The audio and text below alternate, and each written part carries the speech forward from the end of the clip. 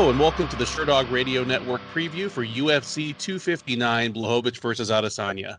I'm your host, Ben Duffy of Sherdog.com, and with me is Keith Schillen.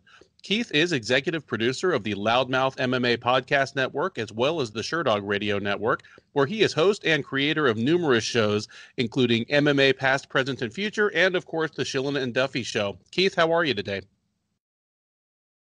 Dude, I'm doing good, man. How you doing? I'm doing really well. I want to jump right into just a couple of overall observations about this card. On the previews as well as the recaps that we do for every major card, we're pretty quick to say when a card looks really thin on paper or when it loses a couple of fights and what comes out the other end just it didn't deliver. We talk about the overall watered-down nature of the product now that the UFC is putting on 40 or 50 cards a year. I'm going to share an observation that Sherdog's official preview writer, Tom Feely, threw out this week. This is a 15-fight card. You could cut the entire 5-fight main card off of this, rename it Fight Night Cruz versus Kenney, and it would be an average Fight Night card. Yeah, that's perfect observation. I think there is, as you mentioned, Kenney and Cruz could headline a card. All 5 fights on the main card could easily headline a card. The top 3 could headline a pay-per-view. You know, we'd complain about Amanda Nunes versus Megan Anderson as a pay-per-view main event, but it still could headline a pay-per-view. Even like going down, like, you know, like Souza fight, like that could headline an Invicta card. Like this is just a loaded, and then there's 15 fights. Usually when we have that many fights, it's so, you know, wishy-washy, not that exciting. Like pretty much almost every single fight has relevance in whether it's the rankings or just interest in a young prospect. Like I'm very excited for this card. Oh, absolutely. And a lot of the things that I kind of look at as the more subtle indicators of the health of a card, like how many people on this card are below 500 in the UFC. There is nobody, or I'm sorry, there are 2 fighters out of the 30 on this card who are under 500 in the UFC. There's only 1 fighter making his debut on this card, and he's an undefeated prospect. You know, a lot of times we'll have a lot of debuts, and they're not necessarily the most highly touted debuts. It's just the UFC had to grab somebody because they needed a body. That isn't the case for this card. There are 5 undefeated fighters on this card. That might be some kind of record. I'm going to go backward and look. It's ridiculous, the kind of riches that are on this card. I can tell you right now, anybody who listens to our recaps knows that we do a segment called The Cut List, consisting of fighters that we believe should be cut just to make room for new talent to come up onto the roster. I can tell you right now, my cut list is going to be 0 on Saturday night because there won't be a single person on this card who's lost more than 2 in a row. Yeah, I just want to make fair warning that doesn't mean the UFC won't cut them, as we saw two legendary heavyweights get cut this week. Yes. But before I forget, we get started. We're taping this one day later than we normally do. I want to apologize for that. That was my fault, a personal reason. We had to push it back. So if someone's a listener and they, you know, usually look for it very late Wednesday night or Thursday morning and they didn't get it, I apologize. Hopefully that won't be a thing moving forward. I am sure they will forgive us, especially once we dig into this 15-fight treasure. You ready to get started? Yeah, let's do it. The UFC 259 prelims start with a bantamweight matchup between Mario Bautista and Trevin Jones. Bautista, the 27-year-old Arizonan, is 8-1 overall. He is 2-1 in the UFC, having defeated Miles Johns at UFC 247. Before that, having defeated Jin Soo Sun and having lost his debut on short notice to Corey Sandhagen all the way back in January of 2019. He takes on Jones. The 30-year-old Guamanian is 12-6 with 1 no contest. He is officially 0-0 in the UFC, having defeated Timur Valiev in a nice little comeback victory back in August of 2020, having had that overturned due to a positive test for cannabis. So While the memory of the fight lingers in our minds, it is officially scrubbed from his record. Bautista is a comfortable favorite here. He's sitting around minus 225, minus 230 right now, where you can get Jones at around plus 190. Keith, who do you have in this one? Yeah, I just want to back up for a second. That fact that Trevin Jones had this historic comeback, gets it taken away because he smoked weed. But Josh Barnett tested positive for steroids. God knows how many times now. One of them was to win the UFC title, and that fight is still a win on his record. How crazy is that? Anyways, going into this fight, Bautista is the favorite, and that's because he's just a more technically sound fighter. He's a rangy striker because he's long and lengthy. He uses movements and feints really well to set up his attacks. Good at bouncing in and out of range. We saw that in his fight against what's the 478 guy?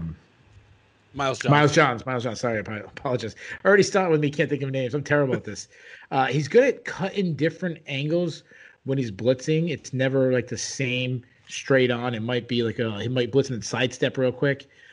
He's not a big power shot guy. He's more of a cumulative guy. He's going to rack up the points. He's not going to really knock you out, even though he did hurt Johns, but that was with a perfectly timed knee.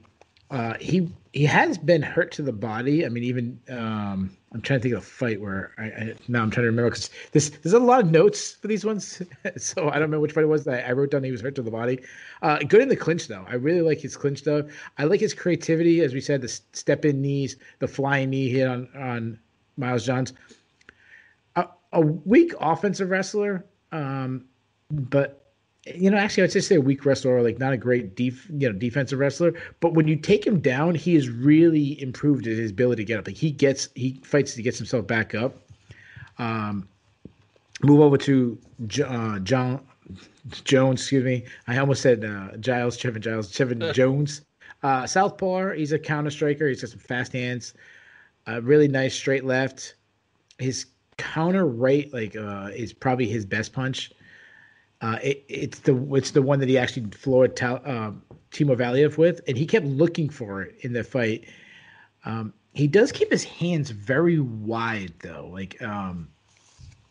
which is almost like a karate style with the way how his hands are so wide, and he uses that because he looks for elbows, and it's when you get your arms out wide, you can kind of turn it over to land the elbow. I don't like that because it loses power, and also when you punch, your elbows kind of like chicken wing a little bit, which I don't like. He does have some hard kicks though, but he doesn't check any kicks. I mean, we saw Valiev having a lot of success with the kicks. He also struggled when he was pressed back by Valiev, where he was forced to kind of react and fight off his back foot, and Valiev also hurt him to the body. He's pretty well rounded though. Like he has good timings on a takedown. He's got some nice entries. He has 4 submission wins, and to his credit, he has incredible heart. I mean, we saw that in the Valley fight. A lot of people would have been stopped. He found a way to keep fighting on. That said, as I said in the very beginning, I like Bautista in this matchup. I think Jones might have some moments, and Bautista's going to have to be aware of his power. However, Bautista is pretty technically sound fighter. I think he can pick him up with range and more volume. And I actually think he might even get a late stoppage. So give me Bautista by 3rd round TKO. I love that you said Jones will have his moments, because that's the feeling I get from Jones. Even prior to his fight with Valiev, which is sort of the ultimate exaggerated example of that. Jones is often a guy who's losing the fight until he wins. He has all the weapons, especially on the feet. Like you said, he's a hard hitter. He throws a variety of strikes, some of which are kind of unorthodox. And because of that, he's sometimes just kind of losing the fight until he catches somebody with something unexpected and starts rolling downhill, which is exactly what he did to Valiev.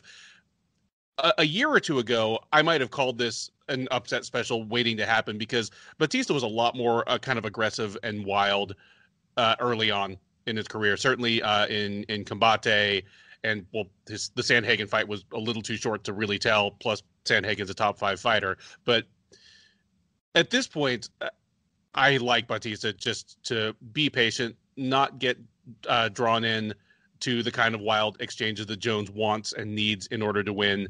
And I favor him to get a pretty straightforward win. I could see him getting the finish late as well, but I am going to pick him to just win via a pretty one-sided decision. Jones might have his moments, but they won't even be enough to win him a round, much less the fight. We now move to the lightweight division, the first of many matchups featuring alumni of Dana White's Contender Series, and the first of that aforementioned large handful of undefeated fighters appearing on this card, as Uros Medic makes his UFC debut, welcomed by Aalon Cruz. Medic, the 27-year-old Serbian by way of Alaska, is a perfect 6-0 in his professional career. He won via first-round knockout on Dana White's Contender Series last August, putting away Mikey Gonzalez. He takes on Cruz. The 31-year-old is 8-3 overall. He is 0-1 since making his own debut off of Dana White's Contender Series Season 3. He lost a wild 90-second fight to Spike Carlisle back in February of last year. Odds are fairly close on this one, but Medic is favored to win his debut. He's available around minus 165, Cruz plus 145, plus 150 on the comeback. Keith, you've probably watched a good bit more tape on both these gentlemen than I have. How do you see this one playing out?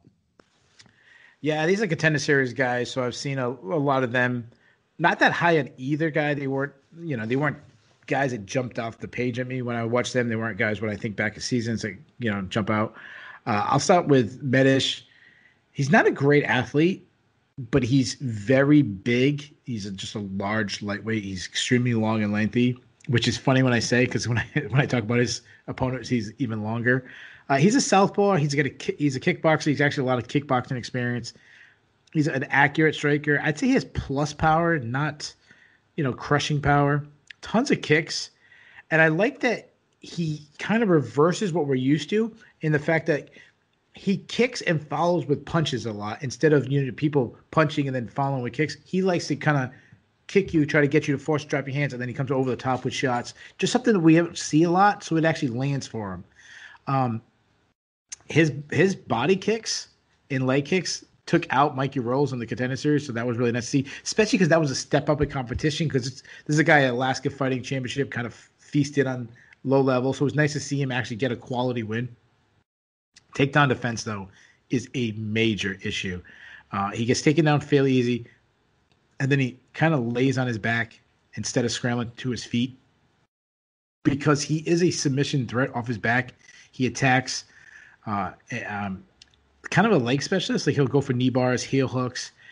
And the other thing that I'm worried about him is his cardio. Not that I've seen him gas, but he hasn't gone past the second round. So you have to, wonder what happens if he gets deeper waters. Not saying it's a weakness, but, obviously a question mark.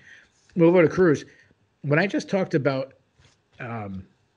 Medish being huge, Cruz is even bigger. I mean, he is so tall, long, and lengthy. He's a southpaw. He does switch his stances, though. Not very technical. And we didn't see it in his last fight against Spike Carlisle, but in some other fights I've seen kind of like a low output guy throwing one strike at a time, looking just to work from range. But it's funny because he worked from range, but he won't throw his jab nearly enough. He's got a lot of technical deficiencies defensively. He keeps his chin high in the air, back straight up. He has these long legs, so you'll see a lot of kicks. Some of the like unorthodox style kicks, like a side kick, karate side kick, some teep kicks. He'll throw out the spinning kicks, but they're not that effective. He is good in the clinch, though, because, he's so tall. He uses that to his advantage. He get knees and up fairly easily. Looks for some elbows. He likes the trip takedowns. He's not a big entry, shooting through your hips kind of guy. He's good in scrambles where he can get the back, and he is a submission threat. Not that he's a wrestler, but I do want to mention that I did see him throw a suplex on an opponent on the regional scene. So as far as a prediction, this is a tough one to call. Like I mentioned, I'm not that high in either guy. Both are also facing probably the longest guy they've either faced. So I wonder who's be able to adjust to that. I'm going to go with Medish simply because he's the more technically sound fighter. though Cruz has a big advantage on the ground. And if he can turn this into a grab match, he should probably win there.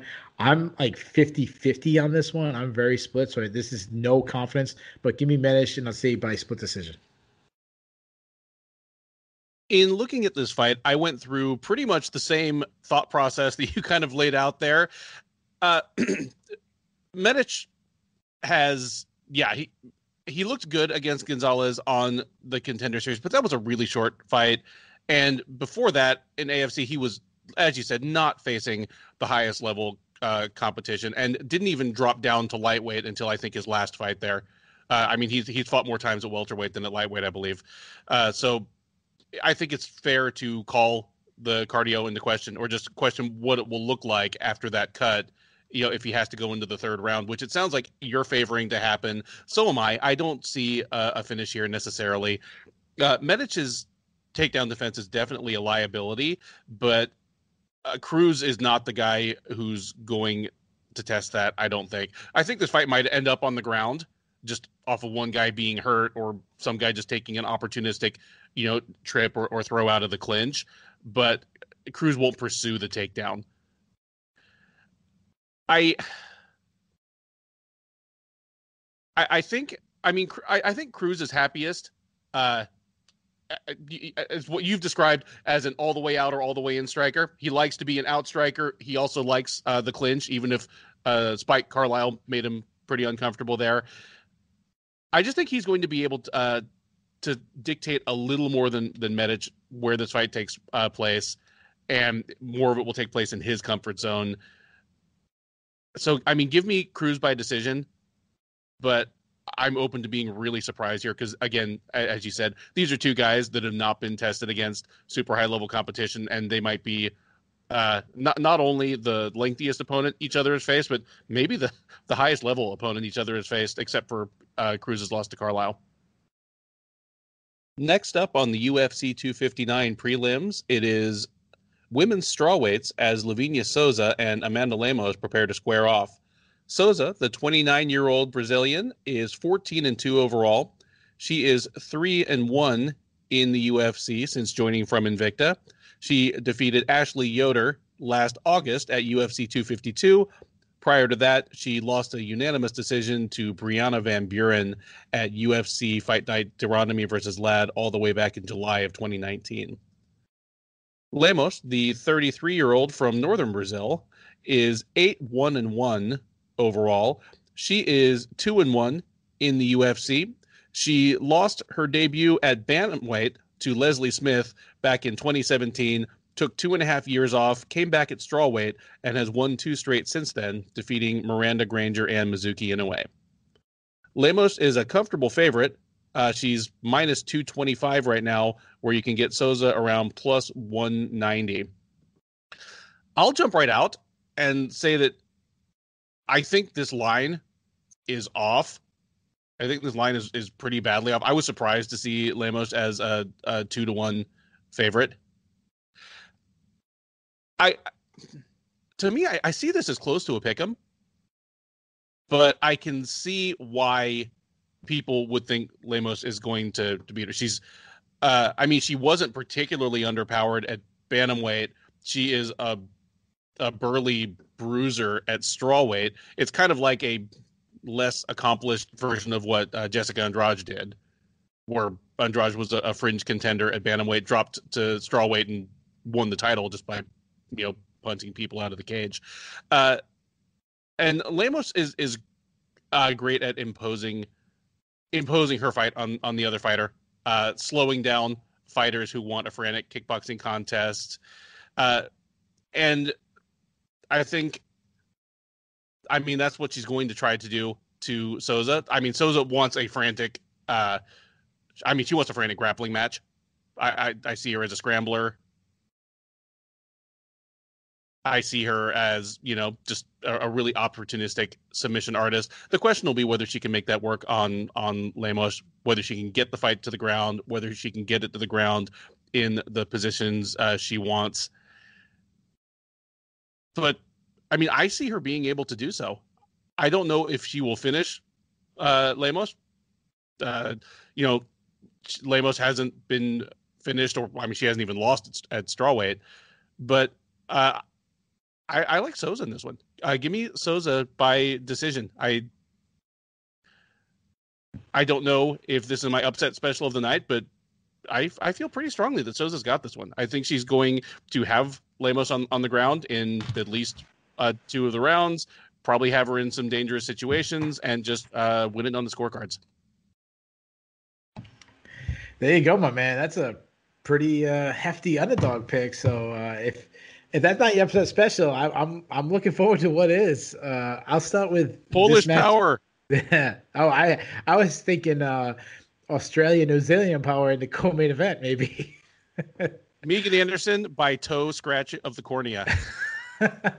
She's been practicing it. There you go. I mean, hey, sometimes it's better to be lucky than good. I'll start with this one. We talked off air, and you said like this fight shouldn't be buried on the prelims. I agree. And then when you look through the card, you're like, oh man, it's just a loaded card, and it's just circumstance. I'll start with Souza. You had some high praise of her, and I understand she's well rounded. She switches stance a lot, but I think I said this last time we talked about her, or I don't know if it was last time with you, or maybe I just did another person's podcast. She's better in the orthodox stance. Nice jab. She kind of has a pillaring defense, kind of hides behind her arms. I don't like that she can be backed up against the cage.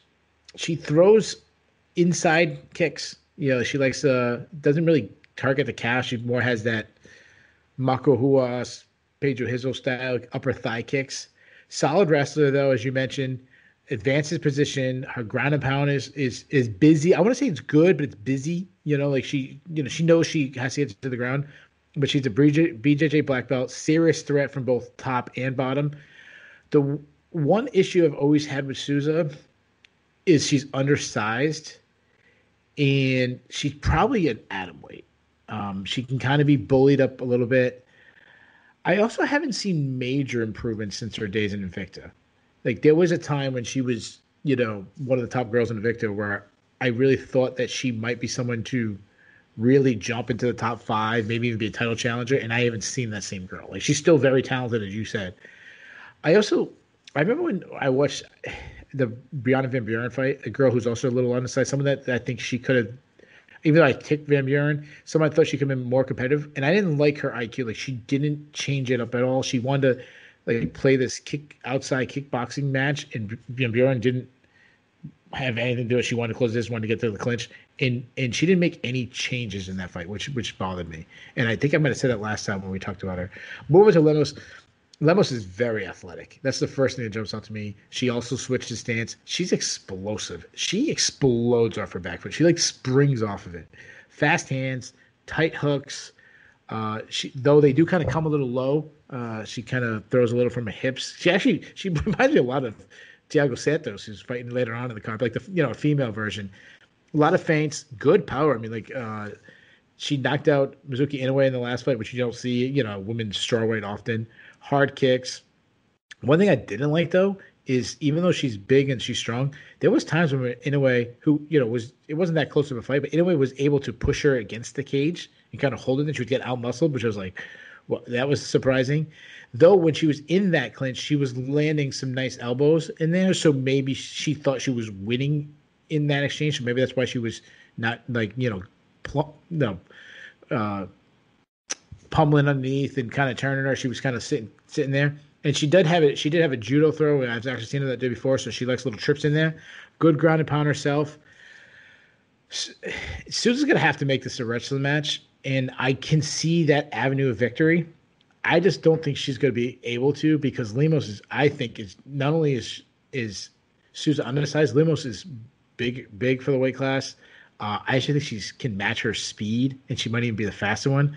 I think she picks her apart from distance, and we're going to be really on different sides because I think she wins fairly easily. So give me Lemos by decision. We move up to the welterweight division as Sean Brady takes on Jake Matthews. Brady, the 28-year-old Philadelphian, is a perfect 13-0 in his mixed martial arts career. He is 3-0 in the UFC, having defeated Christian Aguilera, Ismail Nardiev, and in his debut back in October of 2019, Court McGee. He's taking on Matthews, the Celtic Kid, unbelievably, is just 26 years old, and in his 15th UFC fight, he is 10-4 with the promotion. He fought twice last year, defeating Diego Sanchez at UFC 253 in September and Emil Weber-Mack in February at UFC Fight Night, Felder versus Hooker. Brady, a comfortable favorite here, minus 210. Matthews available around plus 175 or plus 180 as the underdog. Keith, who do you have in this one? Wow, that's a crazy stat about Jake Matthews. Matthews, he's pretty athletic. I give him that. He does hit hard, though he can be a little low output sometimes. Single strikes. His punches can also be looping too. His counter right hand is his best strike, which probably goes with his low output. He might be, waiting on his opponent. Can also be a headhunter. He can back straight up. He does defend attacks with movement, which I like. That's like your first defense is always should be your footwork. So I like that he has that. Good entries, good reactionary entries too. Might be why he uses movement so much. Sometimes guys chase. Heavy top pressure, good ground and pound. Looks to advance to a better position, and he is a submission threat. Though his last fight against Diego Sanchez obviously was a one-sided fight. I didn't like that he didn't stop Diego. Like, I felt like this was a softball toss to him, and he should have knocked out of the park, and he was way too cautious against someone who wasn't a threat at all. Moving to Sean Brady. I like Sean Brady. This is the guy that I was talking about before he was in the UFC. I wrote a column a long time ago about guys the UFC should sign. He was on my list. Good boxer, combination boxer, quick hands, hits hard. His left hook is his best strike. I love that he targets the body. That shows experience in the striking. Hard leg kicks, but he's also well-rounded. He's got some good entries, decent takedowns against the fence. He's very physically strong. If he can't catch you down, he can just press you against the fence, kind of lean on you, wear you out that way. He can battle in those close quarters with striking. He has like slicing elbows he likes to throw. He's got a little mean streak on him, where he a little Matt Brown in him, where he like seems like he likes that, like trading elbows kind of thing. If he gets on top, he's got a good grappling, smothering top game, strong ground and pound. He's a Brazilian Jiu-Jitsu black belt. You hear about his guillotine. Paul Felder always talks about it as like the tightest guillotine in the game. And he took out Christian Aguilar with it, and he only had one arm in. And put him out cold. Matthews is the right step up in competition for Brady. Like, Brady's been feeding on the little lower level guys or kind of like washed up guys like a Court McGee.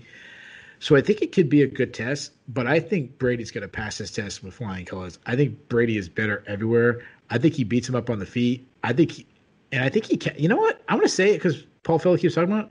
Matthews shoots, and a lot of times he shoots without a setup. I'm going to say it's going to be 2 in a row, and I think Brady catches him in that guillotine. So give me Brady by second round submission. I'm totally with you on this one. It took me a little longer to get on the Brady Express.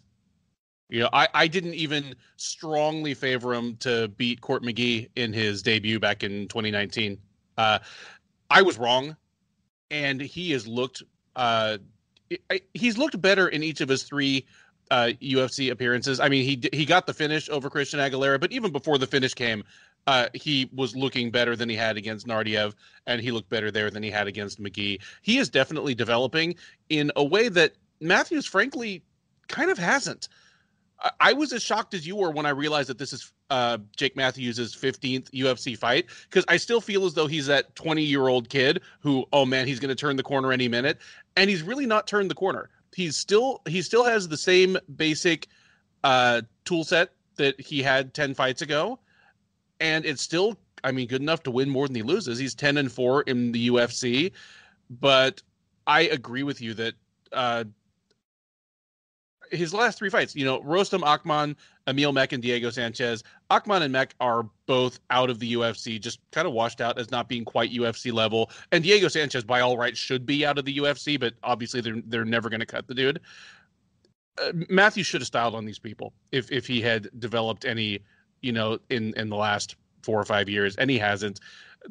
Yeah, this is going to be a showcase for Brady. And if he gets the finish, yeah, I think it'll either be through late ground and pound or by snatching a guillotine or something similar off of Matthew's shot, either one that's a desperation shot or just an ill-advised one. Give me Brady by third round finish. I'm going to say TKO, maybe just hurts him, follows him down with some ground and pound, but I could certainly see him hurting him, jumping on and grabbing a guillotine or taking the back and throwing on a rear naked choke as well. We move up to the light heavyweight division and another battle of Dana White's Contender Series alums, yet another debuting undefeated fighter as Kennedy Nzechukwu takes on Carlos Ulberg. Nzechukwu, the Nigerian by way of Dallas, is 7-1 overall. He is 1-1 in the UFC since joining off of season 2 of Dana White's Contender Series. In the UFC, he lost to Paul Craig via third round triangle choke, because that is what Paul Craig does. And then he came back with a win over Darko Stosic at UFC on ESPN5, Covington versus Lawler, back in August of 2019. He is making his return after over a year and a half away from the cage. He'll be welcoming Ulberg. Mr. Marvelous, the 30-year-old New Zealander, is a perfect 3-0 in mixed martial arts. That's a bit deceptive, however, as the first and second fights in his career are separated by about 7 years, during which he undertook a kickboxing career. He appeared on Dana White's Contender Series last November, knocking out Bruno Oliveira in the first round. He now makes his debut, and he is favored to win pretty handily. Ulberg out there, a nearly 2-1 favorite, and Nzechukwu available around plus 205, plus 210 as the underdog. Keith, how do you see this playing out between the promising Mr. Ulberg and the titanic Mr. Nzechukwu? Yeah, we talked off air about this one. This is a tough one to pick because there's so many unknowns, especially on the Ulberg side. Nzechukwu, there was, when I was doing a Contender Series study on him a while ago, I don't remember who it was, but they were comparing him to John Jones, which was like the laziest comparison of all time, simply because they're big, long, lengthy black guys who have like an 82-inch reach. So he must be John Jones. Like the skill set between him and John Jones are light years apart. But saying that, I wasn't trying to make a knock on Nzechukwu. It just mean like, dude, come on, guys. We're talking about John Jones. Anyways, he is a massive light heavyweight who, despite being huge, has surprisingly good volume. He just marches forward, very basic strikes. And I say that a lot, basic strikes. And I don't mean that as basic as in skill-wise, just, your basic double jab, cross combo. He does struggle to keep his length, though, because of his marching forward style. He mostly will fight in the pocket, which is aggravating. That didn't work for Stefan Struve, like guys who couldn't keep their length. It's also surprising how much like lack of power he has when you look at his frame. Like we talked about, he looks like a heavyweight, but you don't see like big knockout punches. He keeps his chin a little high.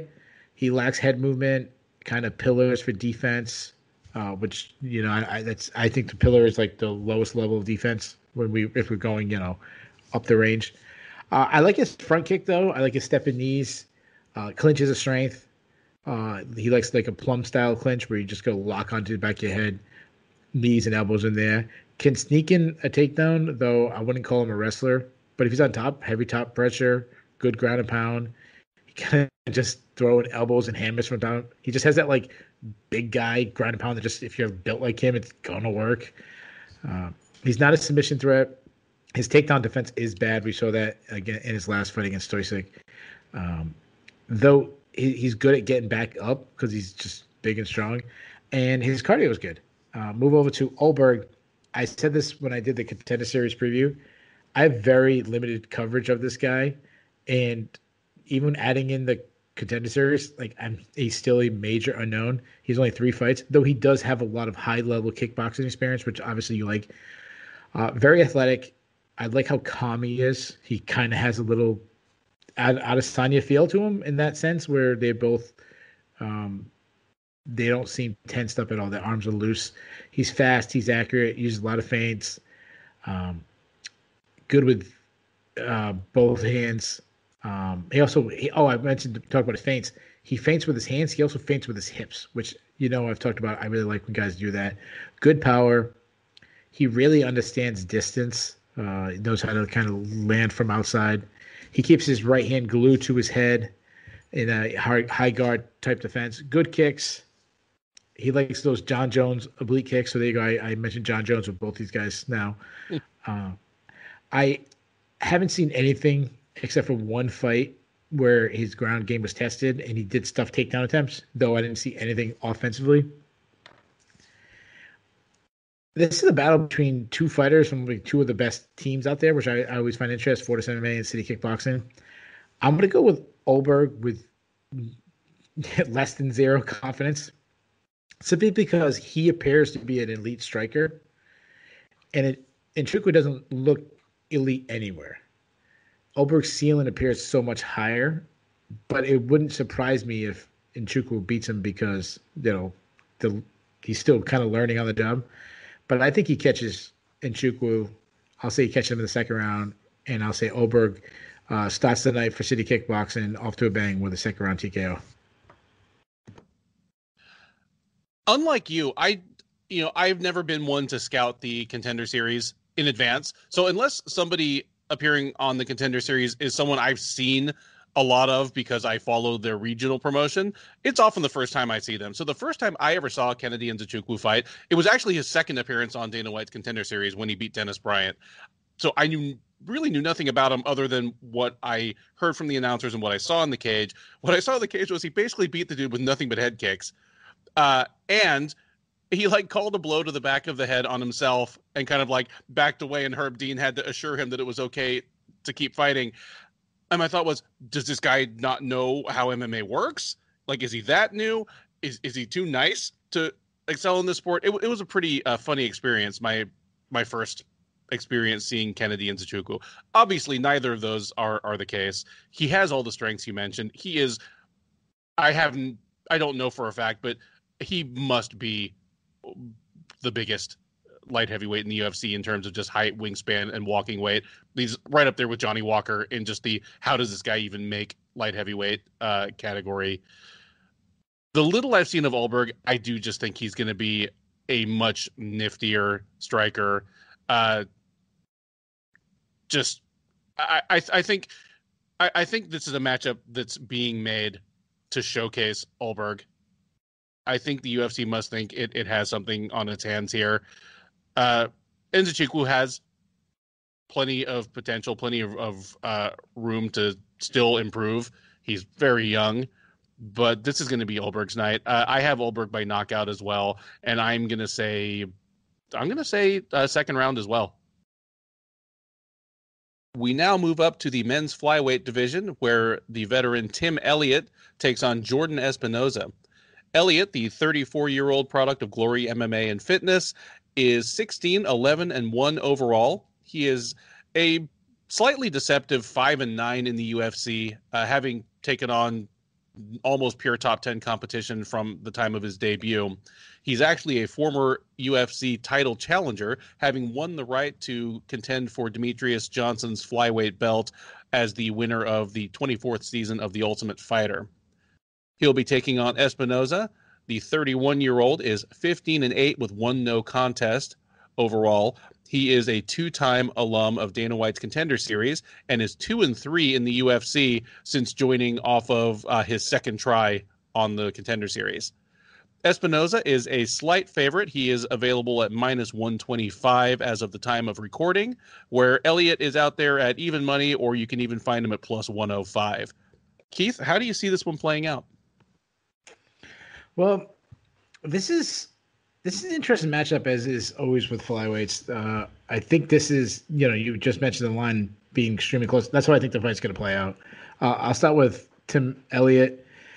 Unorthodox striking is the first thing I think of. He has a bob and weave style, but it's not like a Mike Tyson tight. He kind of over exaggerates it, where he's almost looks like he's falling off, almost got drunken style. You got to like his volume. Kind of just throws, stays busy. Not a lot of power though, but he's got an insane pace. I give credit to his chin. He gets hit a lot, but I haven't seen him, hurt in a long, visibly hurt really bad. Tons of wrestling though. He has a very funk style wrestling. We've talked about this in the past with guys. He when he shoots, he's not necessarily looking to get on your hips and get you down. He's looking to start an exchange or start a scramble, and he usually can win those. He is very aggressive, and that's what you get with a lot of funk style wrestlers, where he'll jump to a submission, lose the position, and he's okay with that because he could just continues rolling. He wants to continue, and he thinks basically when it all wears down, as you talk like you mentioned before, like two cats fighting, he'll be the one that ends up when it stops on top in the better position. Kind of a low fight IQ based on that. Like I've seen him grapple with guys that are better than him. I've seen him unfortunately strike with guys that are better strikers with him. He kind of finds ways to lose. Move over to Espinosa. Espinosa's fast, uses movement well. He likes to kind of get his opponents to try to chase him with it, while he's moving. Throws quick combos. I would say his counter right hand is his best strike. He makes the mistake though of dropping his hands. I think I said this last time we talked about him. And it stood out to me again when I did tape study on him. He admires his work a little bit. Like he'll throw some strikes and then he doesn't recharge it back to his face real quick, which would leave him open to counters. Nice kicks, body kicks. He has a quick high kick. I like that he finishes combos with his kicks, and that's actually where he'll get blasted sometimes when he's throwing. He doesn't check kicks. I mean, David Dvorak tore up his leg to the point where he was going back to the corner and complaining about his legs. He is a solid wrestler, but this guy I believe he was a high school state champion wrestler. Though he doesn't set up his attacks well. He shoots from way too far away. He is a submission threat. He likes to attack the head. Looks for like Darce chokes and guillotines. Though he's been taken down like a lot for someone who is, a high school state champion wrestler. It might have been one of those ones where it might have been the right weight class, or might be one of those ones that's like a regional champion gets called state champion. I don't know. I shouldn't be questioning like that, but just he's also been submitted a couple of times, so I don't like that. So this is a tough one to call. Espinosa is more explosive and more technical, but Elliott is a dirt dog that can beat someone by just digging deeper. I'm not that high in either one at this point in their careers. Both seem to find a way to lose. That said, I'm going to take Elliott. I think his grappling skills are still better than Espinosa's, as I was just trashing his wrestling. I think some weird scrambles will happen, and I actually think Elliott's going to catch a submission one of these weird scrambles. So give me Elliott by third round submission. Oh, it wasn't much of an upset pick, but I was thinking I might be the only one here. I'm with you. I just haven't seen. I haven't seen anything from Espinosa to make me think that he's more than just borderline UFC material. I mean, he's 2-3 in the UFC, but there's a hard dividing line. The guys he's lost to are all very good. I mean, Alex Perez just challenged for the title, and I think Matt Schnell and David Dvorak are both the real deal. Like they're both, future top 10 guys in the division. Mark De La Rosa and Eric Shelton are both out of the UFC at this point, and were two of the lower level flyweights the UFC assigned to that division in a while. So there's a pretty clear dividing line to who Jordan Espinosa beats and who he loses to in the UFC. I think Elliott is above that dividing line, and specifically, I think Espinosa is probably going to oblige the kind of wrestle heavy, scramble heavy fight that Elliott really, really wants. I have to give you credit for calling it his drunken boxing, because that totally just now makes me think of like Jackie Chan just like swaying way out from side to side where it looks like he's about to fall over. It's totally his drunken master, but I don't think that'll come into play a whole lot. Espinosa likes to box, but when the going gets rough, he wants to wrestle, and that's going to play right into what Tim Elliott wants. I don't know if he gets the finish, but give me Tim Elliott to put him in enough peril in at least 2 out of 3 rounds to win the decision and survive and advance, move to 6-9 in the UFC. We stay in the flyweight division and have a intriguing young prospect matchup between Rogerio Bontorin and Kai Kara-France. Bontorin, the 28-year-old Brazilian, is 16-2 with 1 no contest. He is 2-1 in the UFC since joining off of the first season of Dana White's Contender Series Brazil. He fought most recently last February, taking a unanimous decision loss to Ray Borg at UFC Fight Night Anderson versus Blachowicz 2. Prior to that, he defeated Raulian Paiva by first-round TKO due cut, and he won his UFC debut in an eye-opening win over, at the time, extremely highly regarded prospect Magomed Bibulatov. Kara France, the 27-year-old New Zealander, is 21-9 with one no contest overall. He is 4-2 in the UFC. He appeared most recently last September, losing by second-round submission to Brandon Roybal at UFC 253. Prior to that, he took a unanimous decision victory over Tyson Nam at UFC Fight Night Felder versus Hooker. Kara France is just a slight favorite here, available around minus 135 or minus 140. Rogerio Bontorin is out there at plus 120 as the underdog. Keith, who do you have in this one? Well, this is a fun fight. This is back-to-back flyweight fights, which, I enjoy that. Kara France, he's well-rounded. He's got he has a high defensive guard, works behind a jab, a lot of straight punches. His straight right is kind of his go-to punch. He was slipping and landing the right hand a lot against Brandon Moreno because he has good head movement, bounces his head off the center line. But he bounces his head off the center line, but uses it offensively, not defensively. So that's what he was landing against Moreno. I said this a while ago.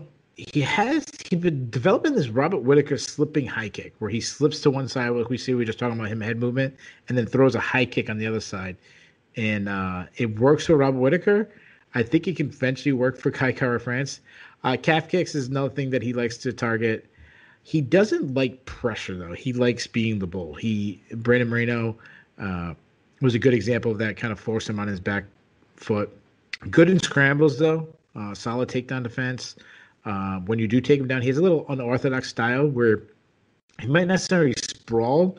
He'll look like a switch or a spladle when he's getting taken down to kind of, again, just create that scramble. Though I don't like that he was submitted in his last fight, so that is definitely troublesome. Bontorin is your wrestler boxer, switches stances, likes to work in the pocket, stays tight, good power. He's just a physically strong flyweight. If he gets the clinch, good trips, takedowns. He's a good grappler. He's got 7 submission wins, though I might have overrated his grappling because I was surprised how well Ray Borg beat him in the wrestling army. Now, Ray Borg's a great wrestler. I was surprised how one-sided it was.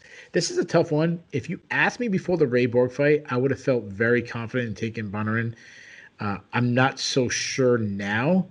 That says, I'm still going to pick him based on the grappling ability I've seen in the past.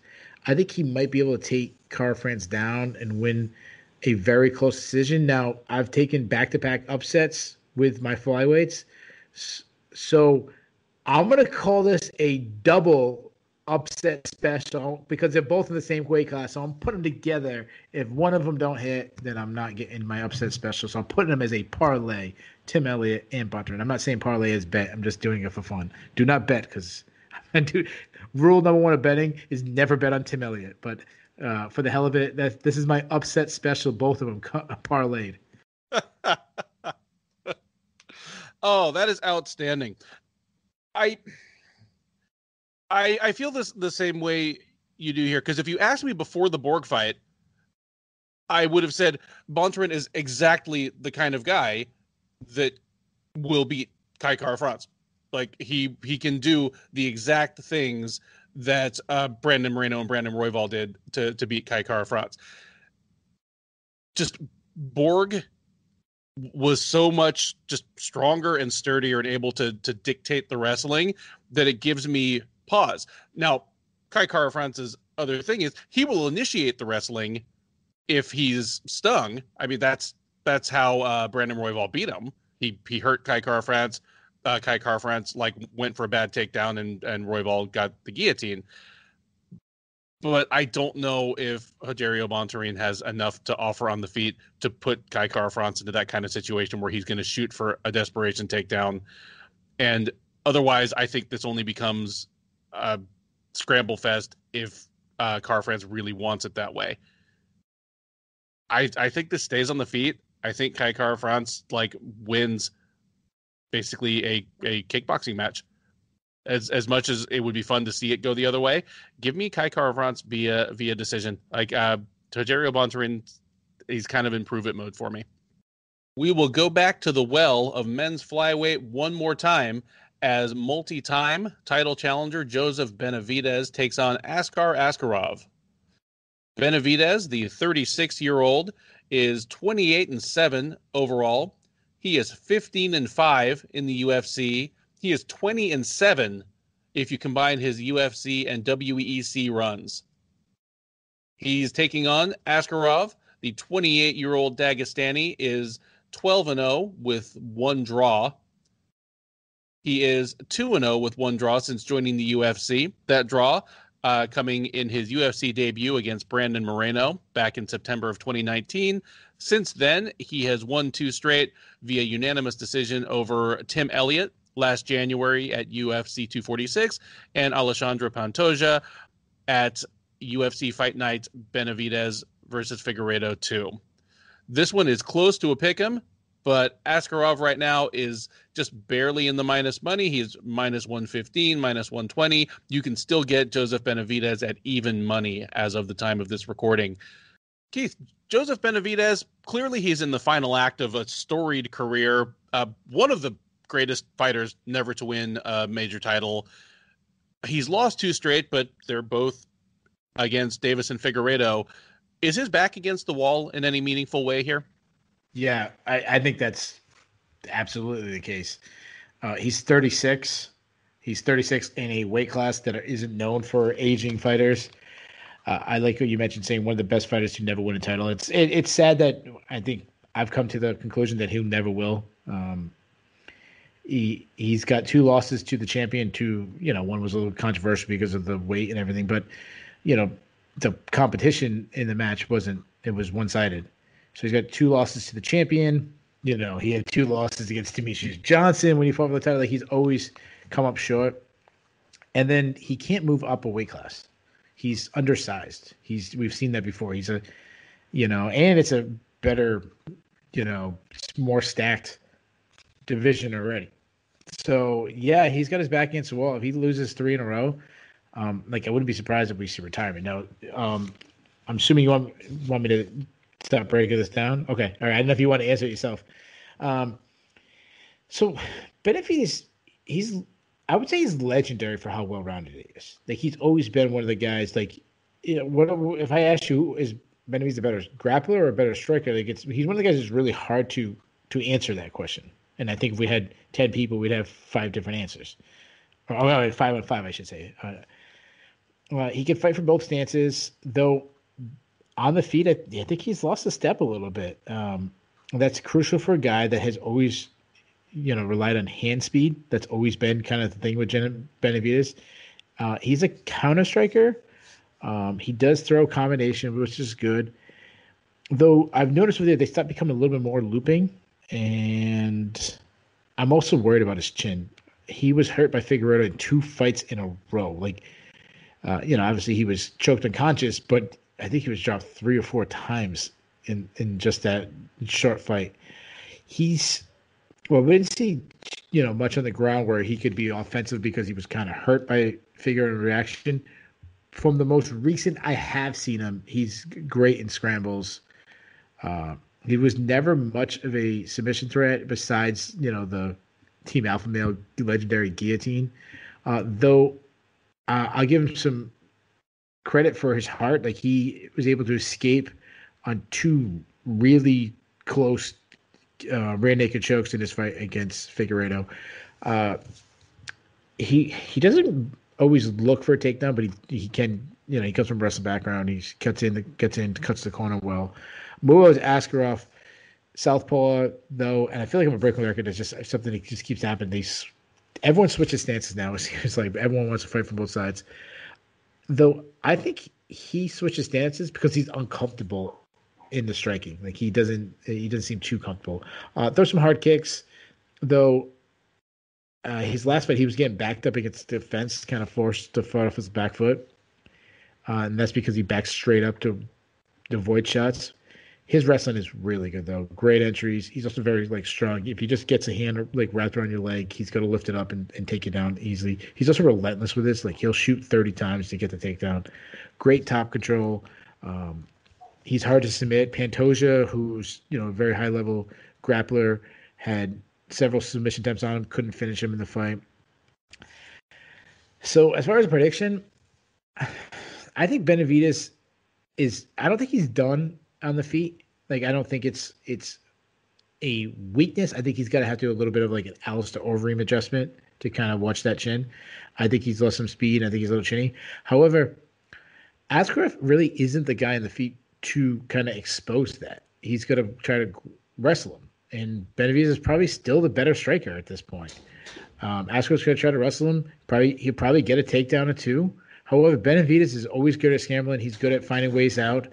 As I mentioned, let's not forget he could catch that guillotine if Askarov doesn't set it up. I think we'll get some really, really great scrambles.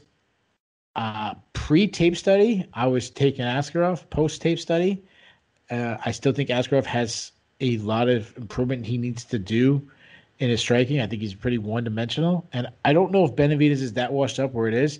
So it was 2 fights in a row where I picked an upset in the flyweight division.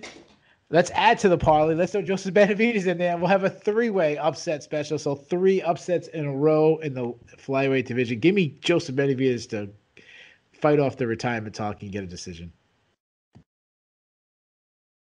I know we've had a lot of dissension so far.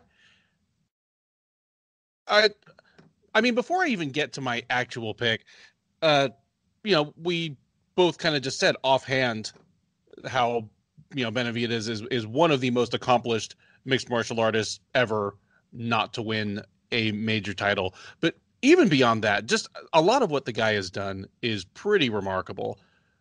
Obviously, you look, he's 28-7, his 7 career losses, 2 losses to Demetrius Johnson, the greatest flyweight of all time and arguably the greatest fighter of all time, period.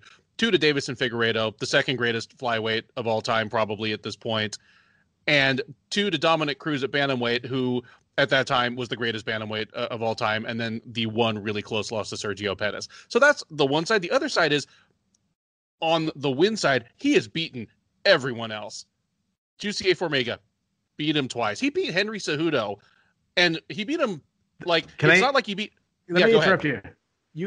You said it. I agree with everything you said, except you said one thing wrong. Henry Cejudo, the greatest flyweight. Come on, yes. Triple C. No, all right, just keep going. Go on. But he beat Henry Cejudo, and it's not like he beat him when Cejudo was 1-1 and still developing. He beat him right before Cejudo became the champ. Tim Elliott, Ian McCall, it's ridiculous what the guy has done. And he's one of the, I think he's probably, he might be the greatest of that crop of team alpha male fighters. They used to just be like Russian nesting dolls. They were all the same, just small, medium, and large, but they were all kind of these burly college wrestlers who had effective, but kind of wild striking attacks with lots of hooks because they weren't afraid of being taken down. And, they all loved the front headlock series. Whether for a guillotine or to initiate a scramble and take the back. He was the first guy that kind of broke out of that. And I said, this guy is a really good striker, and he has built a striking game that works around his physical limitations. Whether he's fighting at 135, 125, hell, if the UFC initiated a 95-pound division, he'd probably be the shortest guy in that division with the shortest reach too. He is a tiny dude, but still, he built a striking game that was extremely effective for him. Speed, footwork, volume, but it's always involved him taking quite a few shots. Even in the fights where he badly outstruck people, he took a lot of shots, and I think that might be starting to tell on him. The second Demetrius Johnson fight, he got crumpled by a shot that I think he would have walked through just a couple of years before. Certainly both Figueiredo fights featured him being knocked down, rocked, in one case knocked out. As you pointed out, though, with the tools that Benavidez still has left at an elite level and the things that are going by the wayside, Askarov is actually a pretty good matchup for him. Askarov is probably not going to test that chin. And Askarov at his best is going to offer Benavidez exactly the kind of fight he wants. As you said, he wants to wrestle. He wants to grapple. Those are things that Benavidez still does well. He is still, it's just a year and a half from soundly out-grappling Jussier Formiga, one of the greatest flyweight grapplers ever. I think this matchup favors Benavidez. I know Askarov is a slight favorite, but the level of competition Benavidez has been facing, well, he's faced nothing but Figueiredo for the last year. I think maybe making him look a little more shop-worn than he is. And conversely, while I believe Askarov is the real deal, the level of competition he's been facing doesn't really tell me how he's going to look against Benavidez. Give me Joseph Benavidez by decision, but just he kind of draws the line and says, okay, I may not be a title contender anymore, but I'm not your gatekeeper yet. Unfortunately, after he beats Askarov, they'll probably give him another top 5 opponent, and then we'll really be sad. But give me Joseph Benavidez by decision. We move up to the men's bantamweight division with another intriguing match of up-and-coming prospects between Song Yadong and Kyler Phillips. Yadong, the 23-year-old, although he is rumored to cut age as well as weight, is 16-4-1 with 1 no contest. He is 5-0 with 1 no contest in the UFC. No, that's wrong. He is 5-0-1 in the UFC, having defeated Barak Kandari, Felipe Arantes, Vince Morales, Alejandro Perez, and most recently Marlon Vera in a one-off featherweight bout for both men, and a draw with Cody Stamen back in December of 2019. Phillips, the 25-year-old Arizonan, is 8-1 overall. He is 2-0 since joining the UFC. He was a participant on the first season of Dana White's Contender Series, got a quick knockout victory, but that was season 1, where everybody who won did not get a contract, so he did not get a contract, but again, is a perfect 2-0 since getting the call up. He fought most recently last October, taking a second round TKO victory over Cameron Else at UFC on ESPN 16. This one, yet another fight on this card that is pretty close to a pick'em. Yadong is minus 135 as the slight favorite. Phillips plus 115 as the underdog. Keith, who do you have in this one? I think it's going to be a fun fight. This is a really good, intriguing matchup. I'll start with Yadong. He's well-rounded, very technically sound on the feet, good power. He's kind of boxing style. He's accurate, high output. He throws combinations, straight shots, stays calm in his attacks, doesn't waste energy. Not a lot of tells, doesn't really telegraph. Good jab, some real snap on his punches. Calf kicks, though he doesn't really throw the kicks enough when he does throw them. He's a little bit of a headhunter. Like, he doesn't target the body enough to my liking, which is ironic after I was saying all these nice things about his striking. He has a good grappler. He has 3 submission wins. He can sneak some takedowns in, though he was taken down twice by Marlon Vera. And I think that was more of a just a product of the fight. The fight was so intense, output, war, that's things that could have happened. And when he was taken down, he was able to get back up. Cardio was really good. Like I just mentioned, he had a war against Marlon Vera. Didn't slow down at all. Move over to Phillips. Phillips is also well-rounded, much different. And, he's more athletic, light on his feet, elusive, good head movement, fast, hard leg kicks, really steps into him. He also likes those, and as I mentioned, he's an athlete. He likes those athletic attacks, flying knees, spinning attacks, capoeira stuff, very creative like that. But he's well-rounded. He's good timing on his takedowns. He can get both entries, shooting for entries, or like body lock and get in there and kind of look for like bear hugs or over-under takedowns, stuff like that. He's good at winning scrambles, looking to advance to a top position. This is a really, really fun fight. I expect it to be back and forth. Phillips is the better athlete. Yadong is more technical, has faced the better competition.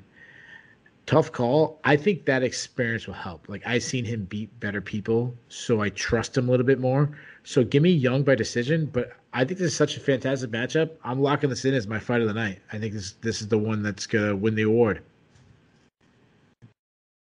I have Yadong as well in this one. He's more experienced. He's a harder hitter. As you say, he's not as quick as Phillips, not as explosive, but he's pretty technically sound. It's interesting, of the two of them, Phillips has the striking style that's more what you would expect from like a Chinese martial artist. It feels like more of like a kung fu type style where Yadong is basically a boxer with kicks. He hits hard and he doesn't really slow down, except for the fact that I've not seen Kyler Phillips hurt badly, like let alone knocked out. I'd be picking Yadong by knockout, but I'm not going to pick that to happen when I really have no reason to doubt Phillips's chin. But yeah, give me Song Yadong in a fight where probably both guys get hit a lot. Should be a bang 'em up fight, but Yadong just lands more, lands harder, and wins 2 out of 3 rounds. We now arrive at the feature prelim of UFC 259, a bantamweight matchup between Dominick Cruz and Kenney. Cruz, the former UFC bantamweight champion, the former World Extreme Cage Fighting bantamweight champion, is 35 years old. He is a stellar 22-3 overall. He is 5-2 in the UFC, or 12-3 if you want to fold in his WEC career as well. He will be facing Kenney. The 29-year-old from Arizona is 16-2-1 overall. He is 5-1 in the UFC, having joined as a 2-time vet of Dana White's Contender Series. Kenney, a slight favorite over the former champ, available out there around -125 or -130. Cruz still available above even money. He is out there around +110. For Cruz, who certainly there were points in his career where you could call him not only the best bantamweight on the planet, but the best bantamweight of all time. This has been a bit of a falling off for him. He is coming into this fight off of the first back-to-back losses of his career. Granted, those were to Cody Garbrandt and Henry Cejudo, 2 of the top 3 bantamweights in the world at the time at the very worst.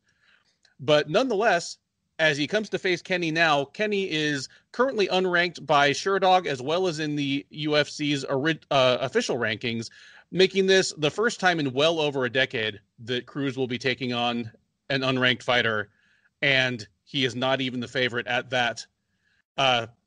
Injuries clearly have taken a toll, his long absences, and perhaps some of the mystique gone. Keith, how much of the mystique is gone for you, and do you think the living legend has one more great performance in him? Well, that's a good question. So I think you said 2 things wrong. You said that, at one time he was the best bantamweight, and he said at one time he could be viewed as the greatest ever. I think he still could be viewed as the greatest ever, and he should be viewed as the greatest ever. The other thing you said is that he had 2 losses in a row. Well, that's because Keith Peterson was drunk and smoking cigarettes. Have you checked out Keith Peterson's spoof Twitter account? Yes, I saw that, and that was pretty amazing. I don't know who's doing it. But, neither do I. But oh my goodness, good for him. I don't referee prelims and stuff like that. I don't know who's doing it, but good for you. So Dominick Cruz. So I'll talk about his skill set first. So he's always been so elusive. I still think he's elusive. He uses feints as good as anybody because, I don't know. I don't even know if he uses feints because his whole body is always moving. So I don't know if it's necessarily he's setting up a feint. Obviously, legendary footwork, some of the best footwork ever, maybe the best footwork ever. Obviously, his cardio is off the chart based on just the nonstop movement, the crazy cutting of angles he does, the weird, he lands punches from weird angles. one of the best guys to, sidestep attacks, kind of Matador style. He can strike while backing up if you suddenly crash him. One thing Dominick Cruz has always impressed me, and I think I said this the last time. I feel like I keep saying that a lot tonight, but Dominick Cruz might be the only fighter I can remember that wins fights by just making guys miss. And what I mean by that is I was in Boston when he fought TJ Dillashaw, and being there live, it seemed I knew it was a close fight, but I thought Cruz might have had it. And then when I rewatched it, I was like, wow, Cruz is actually having lots of moment of inactivity. And Dillashaw is landing more, but he's also missing more, and it seems like that's what Cruz is trying to do. And he just tricks the judges into thinking he won because he did what he wanted to do. But it's still like you have to have offense. He always carries his hands too low because he relies way too much on head movement. Now, this is where it starts to bother me because as you get older, and I think he's 36, the amount of injuries this guy's had over his career is back injuries, knee injury, hand, foot, everything. He's had everything happen to him.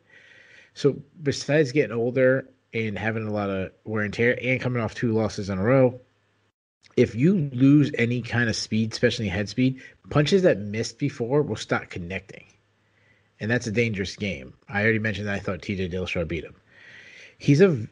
So that's where he's about striking. Now, he's still a very good wrestler. He's got a great reactionary double. He's very good at timing, getting his opponent to think he's going to strike and then timing a double leg, get him down. He has that, clinch knee tap that he always likes doing. Though I think his takedown offense is grossly overrated. Dillashaw took him down. Cody Garbrandt took him down multiple times.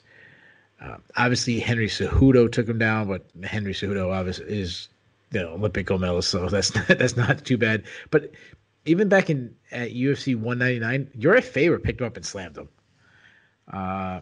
Move over to Casey Kenney. Casey Kenney, southpaw. He's a guy that you mentioned he's not in the rankings, but me and you have talked very highly of him. I said that Cruz is good as playing the Matador. Kenney, I've seen, does a little bit of both. Like, he's good at sliding away from punches and getting you missed, but he can also pressure you.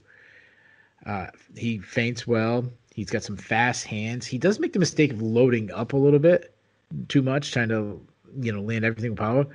But to his credit, I haven't really seen him slow down yet. I know in his last fight, they tried to make it seem like, I think that was Nathaniel Wood, they were trying to make it seem like he was slowing down, but that was simply not the case. It was just a high output, grueling battle.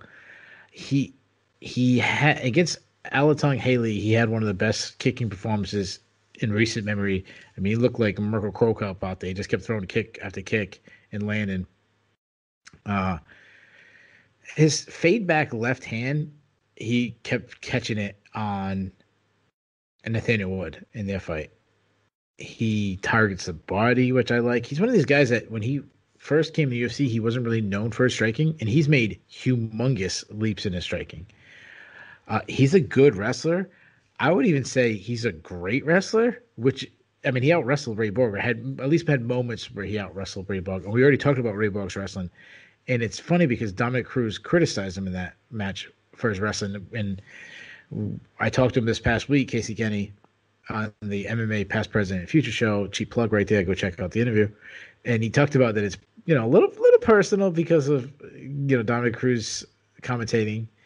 And Dominick Cruz looks at it as weakness, and I don't think that's a weakness at all. Now, would I don't know who I'd give the edge, actually. I was going to say I'd give the edge to Cruz, but it's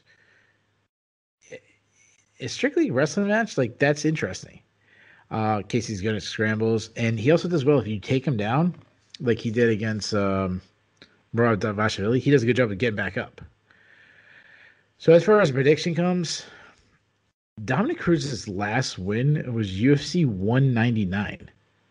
That was 5 years ago. Almost 5 years ago. Brock Lesnar has gotten his hand raised more recently in the UFC than Dominick Cruz has. Michael Bisping has gotten his hand raised more recently. I think he's commentating the fight. The guy he beat that night, Uriah Faber, last, you know, the guy beat was Yarifev. But Yarifev since that time has retired, came back, and then retired again. That's like the last time Dominick Cruz. And I'm going to say a controversial statement. I've said this about Dominick Cruz. I'm going to stand by it again. Dominick Cruz's hands are slow. They've never been a fast puncher. He makes up for all his movement, but he lands shots because they come at angles that nobody else throws him at. So you don't have really a defense for him. But his actual hand speed is slow. And we saw that when he was forced to kind of come forward when Cody Garbrandt wouldn't chase him. And Cody Garbrandt's hand speed was just beating him to the punch over and over again. I'm also really worried about Dominick Cruz's chin. I mean, Cody Garbrandt dropped him several times. And then Cejudo, with the assistance of Keith Peterson, took him out in his last fight. I'll still give him credit for his heart. Like, he wanted to continue that fight. He wanted to, he did keep getting up against Garbrandt, kept pressing the action. But he's 35, 36, something like that. And I'm just, time catches up to everybody besides Tom Brady. He's taken so much damage. I think this might be a passing of the guard. I think Casey beats him. I think he beats him by decision. And honestly, with all the things going on with his commentary and, little roles on ESPN, I wouldn't be shocked if we get a retirement in the cage. So give me Casey by decision. Great. Now, we had we had the obligatory Tom Brady reference and the obligatory drop of the name of one of his other shows. So we're close to a Keith Schillen like hat trick for the evening. I don't even know what the third part of the hat trick is, but we're two down for sure. When I pick against a New Englander. Oh yeah. We have to have like the picking against a local fighter. But I think back to Cruz's prime, and I think a lot of people, myself included, mischaracterized his greatness during his prime. And I'm not saying he wasn't great. Like, I'm on board that he might still be the greatest bantamweight ever, which is saying a lot considering how much what if is left on the table by all of his absences. But yeah, first thing you think of is that movement, the dance, the bounce. I mean, it almost didn't matter what stance he was in because his footwork was almost a figure eight. So his jabs and his crosses would sort of come from either side. And yeah, always there to kind of set up, bouncing in and hitting his knee tap. He's never been a high volume striker. In his absolute prime, when he was making people look foolish and they couldn't even lay a finger on him, it's not like he was landing hundreds of strikes. And that certainly isn't getting better as he gets older. Honestly, if Cruz was going to drop out of the top 10 for his next opponent and get an up-and-comer, Kenney is a tough ask stylistically. I think Kenney is capable of the kind of just sharper, faster counterpunching that Garbrandt was able to use to really stop Cruz in his tracks. I would say that Cruz's wrestling, his offensive wrestling, would be his best route to victory. But the people who've out-wrestled Kenney, they're not wrestlers like Cruz. The Merab is a straight up he's a power wrestler. Ray Borg is a power wrestler. Like, Borg got Kenney down a bunch of times, and each time he got him down, he pretty much hoisted him and slammed him because Borg's wrestling. Borg shoots a double, picks you up and dumps you. He's a bully wrestler. That's not Cruz. Cruz is getting you off balance with that knee tap and just kind of jumping on you as you crumble. I don't know if that'll work against Kenney. Cruz always used to have the better gas tank. He used to take people down almost at will, but he never sold out on keeping them down because even if you got back up, it's a rinse and repeat thing, and he knew you were going to get tired faster than him. I don't know if that's the case anymore.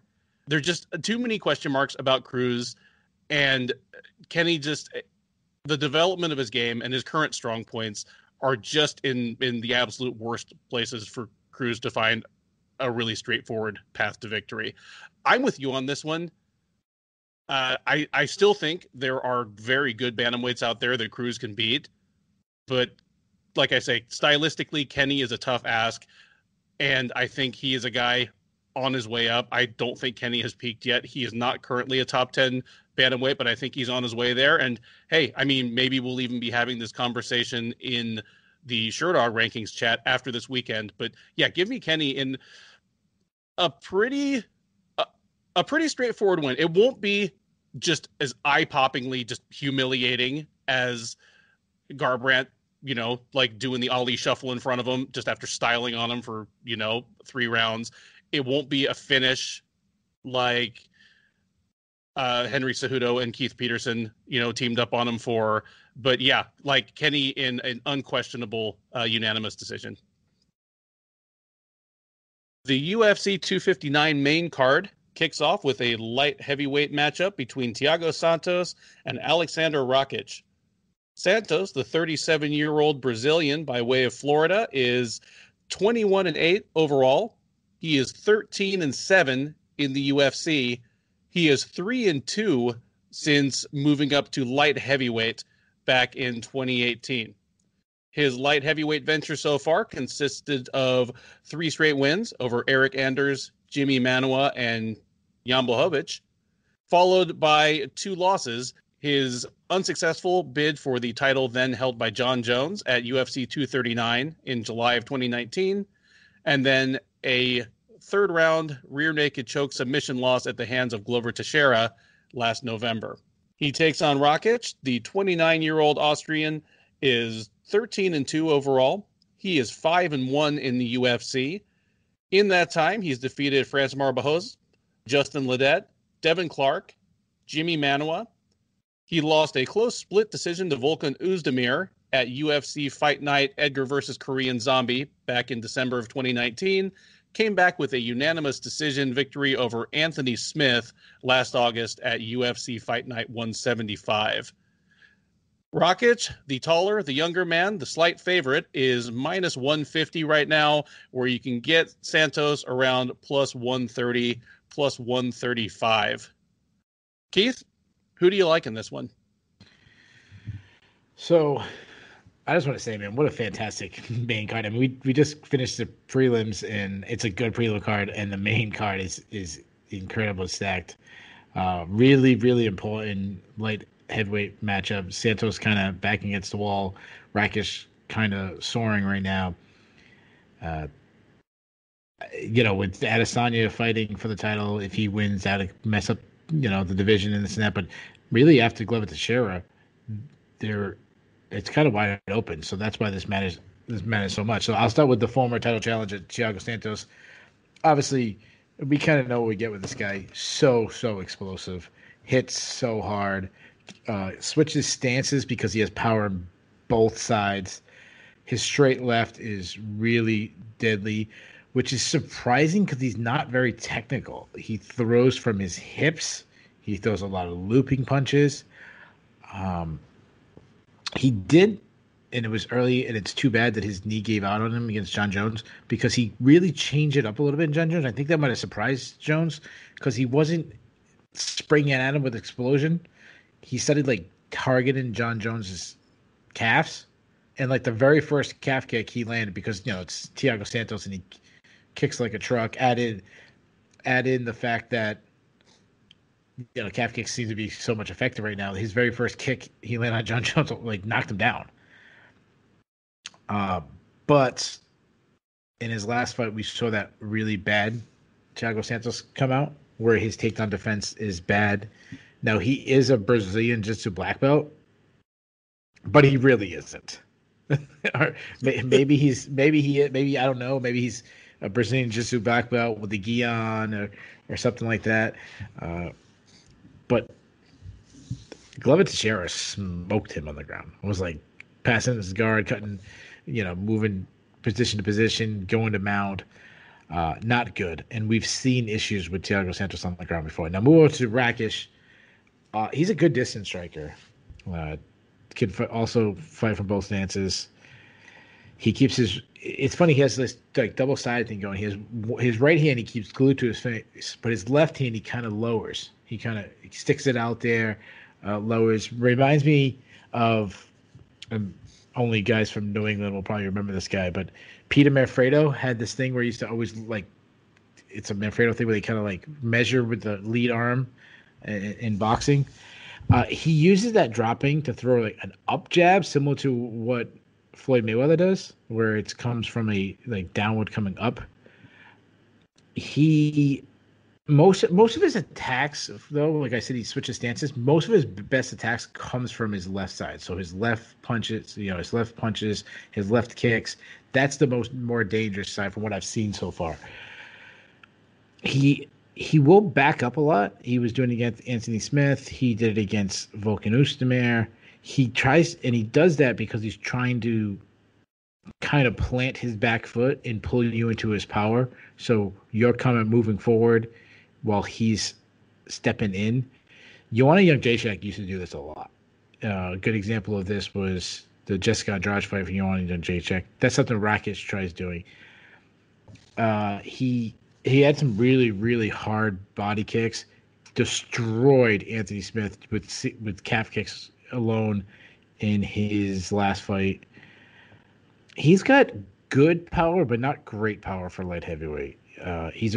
I think I'd say the same thing on the ground. He's a good grappler, not a great grappler. He's a much better grappler than Thiago Santos is. And I think the best grappling we've seen was out of him recently against his last fight against Anthony Smith. So as far as prediction, Santos looked terrible in this last fight. He just looked flat. Maybe it was the knee injury is, obviously a question mark coming back from, major surgery. But on the flip side, this is right after this, his first fight back after winning a judge's scorecard against John Jones, which nobody else has ever done before. Not even Dominick Reyes.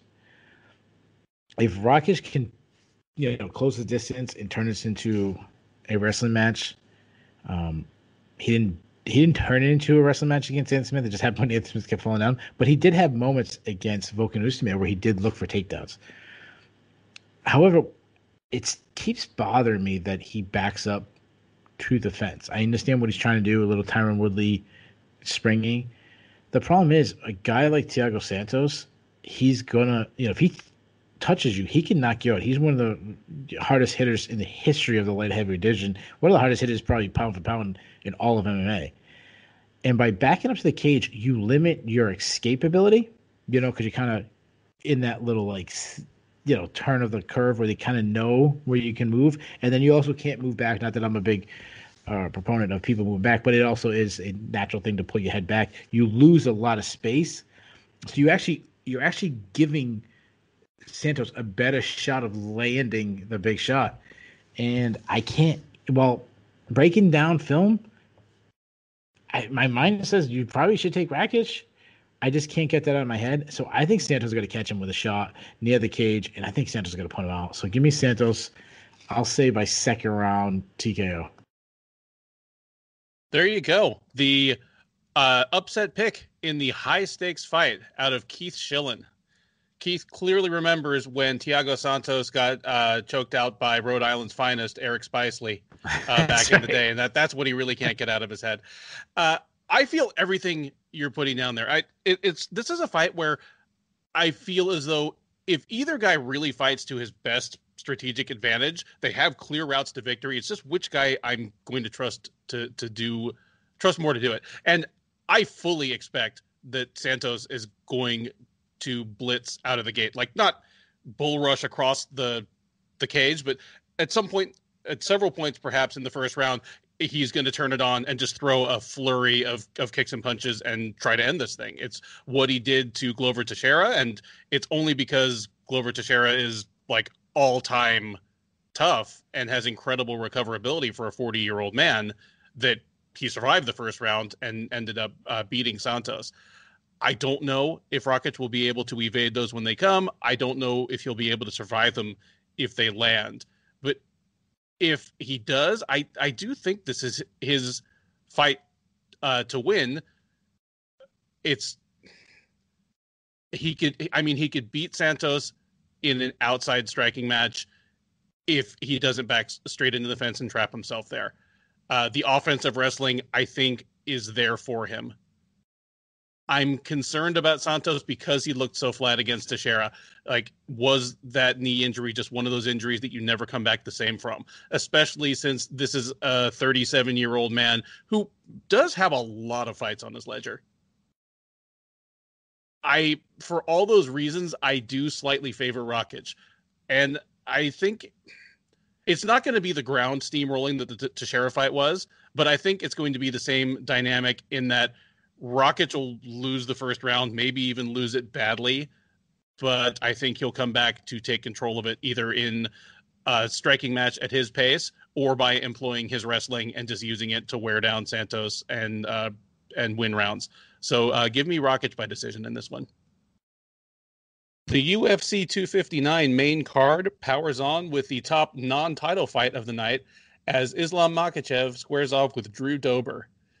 Makhachev, the 29-year-old Dagestani, is 18-1 overall. He is 7-1 in the UFC and is on a 6-fight winning streak. The last time he lost a fight in the octagon was a crazy one-punch knockout at the hands of Adriano Martins back at UFC 192 all the way back in October 2015. Since then, the names on Makhachev's victims list: Chris Wade, Nick Lentz, Gleison Tebow, Cajun Johnson, Arman Sarukian, and most recently in September of 2019, Davi Hamosh. It has been just a tick under 18 months since then, and Makhachev is finally back in action. Waiting across the octagon from him will be Dober. The 32-year-old is 23-9 with one no contest. He is 9-5 with one no contest in the UFC. He is on a 3-fight winning streak. The last time he lost was a second-round submission loss to Beneil Dariush back at UFC Fight Night Lewis versus Dos Santos in March of 2019. Since then, he has defeated Marco Polo Reyes, Nasrat Haqparast, and Alexander Hernandez, all by knockout. Most recently, the Hernandez fight in May of last year. Despite that streak, and despite Makhachev's long layoff, Dober is one of the higher underdogs on the card. He is around plus 305, where Makhachev is out there at minus 345 or minus 350. I'll say that on the one hand, it's scary to me that Islam Makhachev is this high a favorite over anyone after this long a layoff, let alone someone who's on as hot a streak as Drew Dober. Dober, for those who haven't been watching, he is simply a different fighter than he was 2 years ago. He was kind of this middling guy who bounced back and forth between welterweight and lightweight and didn't do anything at a super high level. He was just sort of a well-rounded guy and good athlete. But he has developed into a much sharper striker, and he's found power, I think, both by refining his striking technique and by making 155 his home for good. He's become a knockout threat that he wasn't exactly earlier in his UFC career. So on the one hand, it is surprising to me that the line is this wide, but on the other hand, it's not as surprising just because the dynamic of the fight is so obvious on paper. Islam Makhachev, he's not Khabib Nurmagomedov. I know that there's the temptation to kind of call him the next Khabib. It is shocking that he's only 29 years old, considering how long he's been like the next chosen one of the UFC. And I can understand the comparisons. Like, they look roughly similar. They're both the kind of, slightly tall for the division, yet muscular Dagestani guy. They've even got the same foreguard cut all around, the head and the beard. They're both very good wrestlers. Makhachev is obscenely strong in the same way Khabib is, but he's not as quick or fluid or as explosive an athlete as Khabib, and it really never has been. Makhachev is a good enough striker, but he is a wrestler. He wants to wrestle you, and he wants to wrestle you in pretty much the same way Khabib does. And because that's what he wants to do, and because he's so good at it, that informs the dynamic of the fight. And it's a bit of a weak spot for Dober. I think back to something that Jordan Breen said on Sherdog Radio sometime probably 8 or 9 years ago, but he was calling out the people that assumed that Nate Marquardt must be a great wrestler. He's like, do you just think this because he looks wrestly? Because he's from like Wyoming and he's muscular and he has cauliflower ear? Because, of course, Marquardt was a very good submission grappler and a very good striker, but not a great offensive or defensive wrestler. I feel the same way about Dober. I keep on thinking Dober should be a better wrestler than he is, just because he's from Nebraska. He's muscly. He's got cauliflower. He looks wrestly. Like, I love that as an adjective. Drew Dober looks wrestly. He's short. He's like a shorter guy. Yeah. Yeah, I just look at him, I think I'm looking at like just Cody Stamen, or just, your kind of typical middle America, just burly wrestler guy. And he's not. This is, it's not even just a striker versus wrestler thing. It's a knockout artist, need to knock you out guy versus wrestler thing. And to that point, it's not even like Derek Lewis versus Curtis Blades, where the guy with the puncher's chance legit has probably the greatest puncher's chance of any fighter in history. Like, Dober's shown some knockout power, but not on like that same level of opponent. So as dicey as I feel about the line here, I understand like where the people are coming from who made that line. Unless Makhachev is severely compromised or eroded by his time off, and there's no reason to think he will be, then I think that despite all Dober's improvements, Makhachev is going to be able to get him down and make this kind of a grindy wrestling match, just kind of at the base of the fence. Like, a lot of this fight is going to take place within touching distance of the fence. And it's not going to be lovely to see. I'm sure the UFC would love just like a spectacular walk-off knockout like Dober's had a couple of, but I don't think that's coming. I think Makhachev's going to be able to strike well enough to get his hands on Dober, get him to the fence, get him down, and then I don't see a finish necessarily, but a pretty lopsided decision by Makhachev, who just wears Dober down more and more as the fight goes. Give me Makhachev by decision. Yeah. So there's a lot to talk about. So first we're going to talk about is Nate Marquardt for a second. We'll go down this rabbit hole. You mentioned him not being a wrestler. If you remember his fight against Anderson Silva, we fought for the title. Anderson Silva, he took him down and he was winning, and Anderson Silva actually hit a switch on him. So that tells you everything. Straight up, yep. Yeah. Folk style wrestling switch. Oh. Yeah, and think about it. Anderson Silva has never, ever, ever been known for himself. That was the one way you could beat him, is out wrestle him. And Travis Lutter and Chael Sonnen, and the guys who had success against him. The one round by Dan Henderson. All right. One more thing about Nate Marquardt before we move on, and I'm glad you set this up. He's supposed to be a guest on the next episode of MMA Past, Present, and Future, my man. Awesome. And I say supposed to because he doesn't know what his Skype password is, so I don't know if that's going to happen. So if not, if it doesn't happen, I'll throw a switch on him. To this fight, so I get right into like the skill set. So Makhachev, he's a developing striker, which he's not like what we talked about Montana De La Rosa, Jalen Robinson, the young fighters who I kept giving a pass. He has developed his striking, but it's still should be further along than what I've seen recently. So he's southpaw. He works some feints, pretty elusive footwork. Though that footwork, when he's on the feet, he thinks very, very defensively, and he used that footwork. And a lot of times he's like low output. The Davi Ramos fight was, early on was hard to watch. His counter left straight is his best strike. He actually was hurt by Davi Ramos briefly. Decent kicks. If he gets to the clinch, dirty boxing. So that's his striking. I want to stress again, I don't think he's a bad striker. I just expected him to be better at this point. But as you mentioned, this guy's an elite wrestler. He's got incredible takedown defense. His foot sweeps he was hitting on Arman Sarukian was great. And can I just pause for a second again? Arman Sarukian, like when I just did film study, Arman Sarukian is really good. Like I just did that, like wow, like he's gonna be in the rankings, top 10, top 15 rankings soon. He's really good. Elite entries.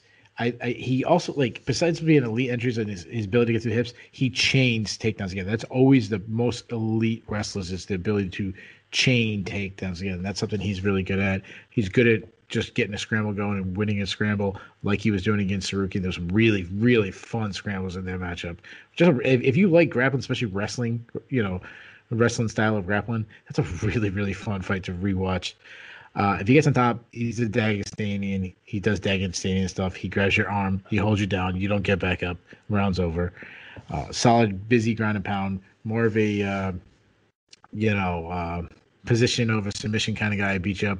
And then, then look for a submission. Move over Drew Dober. He's also a southpaw, so we could get a little southpaw versus southpaw. He's a good kickboxer. He's a pressure counter striker. And I know I always use this example. I think it was like Chris Cyborg does that, like marches forward and uses feints to have you attack, and they like to spring off their attack. And that's because Drew Dober has good head movement. He likes his like slip and rip style. He hits hard. I agree. He's not Derek Lewis, but I think I rate his power more than you do. I think he was beating up Anthony Hernandez with some big power shots. Nasrat Hakaros, he knocked into another dimension. I think he's one of the bigger hitters in the division. And I think that reason why, and it's funny because this is not something I talk about enough, and I probably should focus a little bit more on footwork, but Drew Dober that stands out to me is his foot placement. He's very good at, he slips his head, but he also brings the foot with him. So he slips on an angle and he moves his foot off the center line. So say what I mean by his lead foot, he moves his lead foot off the center line, moving his back foot onto the center line, while also making his power shot on the center line. So when he throws it, it's a straight missile coming down. It makes a lot more power because he really steps into his punch. And that's something I probably should focus a little bit more on. But Drew Dober is one that you really see it. Another negative though is he can chase a knockout, and he kind of overthrows sometimes. And by overthrowing, it leads him to get taken down. A perfect example is I think it was Hernandez's last fight. He had Hernandez hurt a lot of time, and he got taken down like 3 times when Hernandez was rocked. And that's the big problem, the big Achilles heel for Drew Dober, is, as you mentioned, is his wrestling. I looked up on UFCstats.com or whatever that website is. He's been taken out 14 times in his UFC career. If you believe those stats, no. The point is, generally speaking, it could have been 12, it could have been 16. Depends on what you count as a takedown, but generally speaking, you get the point. He's been taken down several times. Now, as far as a prediction, I agree that the odds are way off. I think Dober is, like I said, I think he has more power than you do. I think he's dangerous. I think he's got the chance to knock him out. The body work that he can go to, maybe that could stunt some of the takedown attempts. So I don't think he's a massive underdog, and I really, really want to pick him because I love his striking style. However, I feel the same way you do. Until I've seen him fix the wrestling, and now he's going against probably the best wrestler he's ever faced, I can't see him stopping takedowns. And I expect Makhachev to not want to test his ability on the feet with Dober, knowing he's going to have a big advantage in the wrestling, and just take him down, rinse and repeat. He could get a late stoppage. I don't think he will. I think he just wins by decision. And then we start talking about getting him like highly ranked opponents, like a top 5 guy next. So give me Makhachev, give me by decision. Next up is the first of 3 title fights to cap off UFC 259. This one for the undisputed bantamweight belt. Petr Yan defends against Aljamain Sterling. Yan, the 28-year-old Russian, is 15-1 overall. He is a perfect 7-0 within the UFC octagon. The victims on that stretch: Teruto Ishihara, Jin Soo Sun, Douglas Silva de Andrade, John Dodson, Jimmy Rivera, Uriah Faber, and most recently last July, Jose Aldo, whom he finished off with punches in the 5th round of their title fight. He will be looking at Sterling, the 31-year-old from New York, who has more or less patiently been waiting his turn in line, is 19-3 overall, 11-3 in the UFC, and is on a 5-fight winning streak since his last loss, which was to Marlon Moraes all the way back in December of 2017. Since then, he's defeated Brett Johns, Cody Stamann, Jimmy Rivera, Pedro Munoz, and in one of the more unforgettable finishes of last year, choked Corey Sandhagen all the way unconscious at UFC 250 last June. This one of the closer fights on a night full of close fights on the books. Jan just barely the favorite, out there around minus 115 right now. Sterling close to even money, but you can get him around minus 105. Keith, who do you like in this one? Man, what a fantastic matchup. This is a matchup it seemed like most of the hardcore fans are really digging, especially from a stylistic matchup, because it's a very hard matchup to pick. Like, this is the one I flip-flopped most on. Shout out to Marcel Dorf, who's been on this network, been a host on this network. He tweeted out saying this is his main event, and I understand it's such a good matchup. I'll start with the champion, Jan. First thing that stands out to me is how patient and how calm he is. And that's because what we've talked about, on the recap show is how experienced of a boxer is. This is a guy that had like 250 amateur boxing matchups growing up as a kid. And he could fight effectively from both stances. He will just walk down his foes. Though I do think, and especially did against Jose Aldo, like he's always been a little bit of an issue, like he did against Jimmy Rivera, but especially against Jose Aldo, he spent way too much time like downloading. And what I mean by that is like finding traps, setting traps, then actually throwing. And like he had moments to sting Jose Aldo, and he really turned up at the end. But he might have been able to take him out if he started that earlier. And he gives away rounds, or at least makes the rounds closer than they should be. I think it's about like the Jimmy Rivera fight. I think the first and second round, Jimmy Rivera was winning those rounds until the very end. Jan set a trap, Jimmy Rivera walked into it and stole the round. But if he doesn't land those shots, he might have been down 2-0 going into the third round. Now, going back to some of the skills, he has some serious snap on his punches. And we've talked about guys who like to, admire their punches, not bring it back. That's not Jan. Jan brings his punches back to his face just as fast. Not a lot of tell signs, as he doesn't really load up. They come in short, everything's short, just a little short twist of his hips. He does fight from a high guard, and he does this like turtle up defense, which I really hate because it's something that boxers do where they kind of hide behind their arms and they kind of turtle up. Things that we talked about, similar to what Alistair Overeem was doing at the end of his career. That works really good if you have big boxing gloves and you have two guys fighting with like 12-ounce boxing gloves, or even in sparring 16-ounce boxing gloves. That's not the case with the small MMA gloves. So I really don't like that part. I do love, though, and shout out, I think it was Dan Hardy that I showed this on one of his breakdowns, and it was fantastic that he found it. He talked about throwing to spots, and this is what Anderson Silva used to do, is what Israel Adesanya does. That's what all the elite best fighters do. They throw to where you're going to be, not necessarily where you are, and they time it, and he times it really good with his hooks, and that's actually what he was hurting Jimmy Rivera. Yeah, I think it was Dan Hardy that was on one of his shows, and it was the Jimmy Rivera fight. He can wrestle too. He'll get a body lock takedown. He'll do a trip takedown. Has a little like judo style to him. Great in scrambles. Now he has been taken down in his one loss, and that was to Magomed Magomedov, who's a really good wrestler. And I actually thought he won that fight. It was very, very, very close. No, it wasn't controversial. And then he avenged that loss.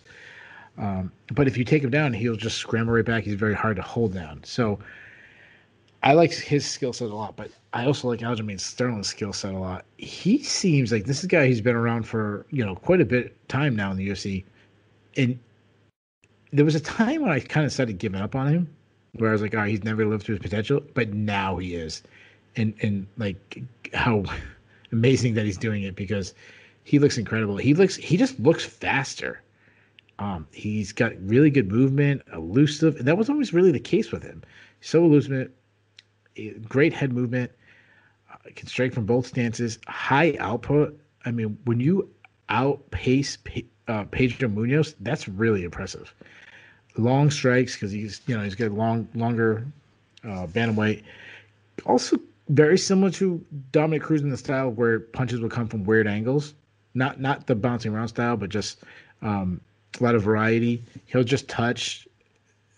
He doesn't have fight-ending power, but we have seen him starting to sting guys as he got older. So I think his power is really developing. I like that he targeted the body of Pedro Munoz.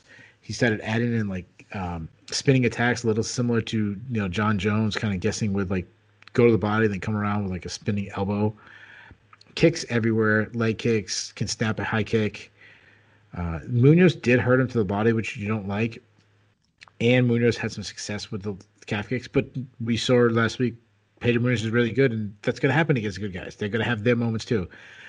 His wrestling, it reminds me a lot of Michael Chiesa's style. And what I mean by that, he's not a drive through your hips, Josh Koscheck, Chad Mendez, your normal wrestler. He's got this long man's wrestling where he more gets on you, gets his on behind you, and then kind of snaps you by. They kind of what they call in college wrestling a slide by. He likes stuff like that where he necessarily doesn't have to get you down. He's got to get by a portion of your hip. And he has those long legs that he can just put those legs in and backpack it. We see that with Michael Chiesa. We see that with him. He's also he talks about a lot that he can shoot 30 times. You can stop 30 takedowns. You can get 31. He is relentless like that. More against the cage, not in the opening. He's okay to grind against you in the cage. He's a great grappler. I mean, we saw him what he did to Corey Sandhagen, ran right through Corey Sandhagen. Cody Stamen, another guy, he backpacked both those guys. He's obviously a serious submission stretch, got 8 submission wins. I mean, hit the Sulu stretch in a match. So, and also great cardio, as we talked about his ability to outpace Pedro Munoz. So, who do I have in this fight? Man, Jan is a bit of a slow starter, and Sterling comes out blazing out the gate. So that's very troublesome. I feel like there's 3 ranges. All the way in, mid-range, all the way out. If it's all the way out, that's really good for Sterling. Obviously, he's a longer fighter. If he can get Jan to kind of chase him a little bit, kind of falling on the long punches, that's really good. If Munoz can crowd the kicker, get a little more in the pocket, that's going to be a really safe spot for him. If he can turn into a boxing match and not a kickboxing match, that would be really good.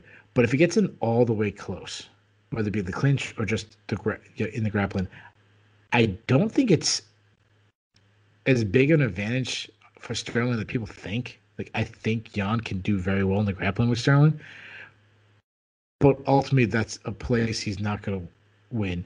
So if there's 3 options and one guy has 2 options, the other guy has 1, I'm going to lean towards Sterling. So I think it's going to be an extremely close fight. I think we have some really, really fun scrambles. But I think Sterling's going to catch him. I think he's going to catch him in a submission with those long arms, those long legs. Give me Aljamain Sterling. I'm picking another upset. I've picked a lot of upsets on this card. I think Sterling catches a submission in the 3rd round. All righty, man. I mean, just so to clear the record, I made this pick when I was asked for my off-the-cuff pick on my other show all the way back on Monday, but I'm totally with you on this one, man. And I see Jan's avenues to victory the same way you do. I mean, Sterling's boxing has been improving. He's been a good kicker basically since he showed up in the UFC, but his boxing is finally starting to catch up to that. Or he's coming up with a boxing arsenal that works well for his game, but it doesn't matter that much because Jan's the best boxer in the division. But I'm with you. Sterling, he's not a power wrestler, but he's a persistent wrestler, and he knows that he doesn't even have to get a clean takedown. He just has to initiate a scramble because his grappling is so funky and so opportunistic. I have Sterling by probably late submission as well, because I think one thing that might factor into this is that Sterling imposes kind of a relentless pace. And while Jan has been in 5-round fights in the UFC and Sterling has not yet, I kind of expect that Sterling will wear that pace better in the later rounds. Give me Aljamain Sterling by 4th round submission, and I'm thinking that off of maybe a blown takedown or one guy or the other, being hurt, it's Sterling who ends up, taking Jan's back in a scramble and slapping on the choke. But yeah, put me down for and new. And for what it's worth, if this comes true, this will be far from the last we see of Petr Yan in the UFC bantamweight title picture. The man is 28 years old, and it's an interesting meeting of somebody in Sterling who, I mean, famously, he's been on the doorstep for well over a year now, just kind of waiting his turn as he gets passed up by one person after the other, while Yan, even though everybody saw him as a future title contender, got a little bit fast-tracked just by, the way different matchups played out. But hell, this might not even be the last time we see these two fight. I expect a great fight and should be a rousing finish for Aljo. Our co-main event and second title fight of the evening is for the women's featherweight title, featuring Amanda Nunes versus Megan Anderson. Nunes, the 32-year-old champ, is 20-4 overall. She is 13-1 in the UFC. She has won 11 straight fights. She is the owner of the UFC women's bantamweight as well as featherweight title. And of all the champs that we've had, she is one of the relatively few to defend both titles. Her next challenger will be Anderson. The 31-year-old Aussie is 11-4 overall. She is 3-2 in the UFC since joining as a former Invicta FC featherweight champion. She is currently on a 2-fight winning streak, having defeated Zara Ferran dos Santos and Norma Dumont. Both of those represented a bounce back from her last loss, which was to Felicia Spencer via rear naked choke back in May of 2019.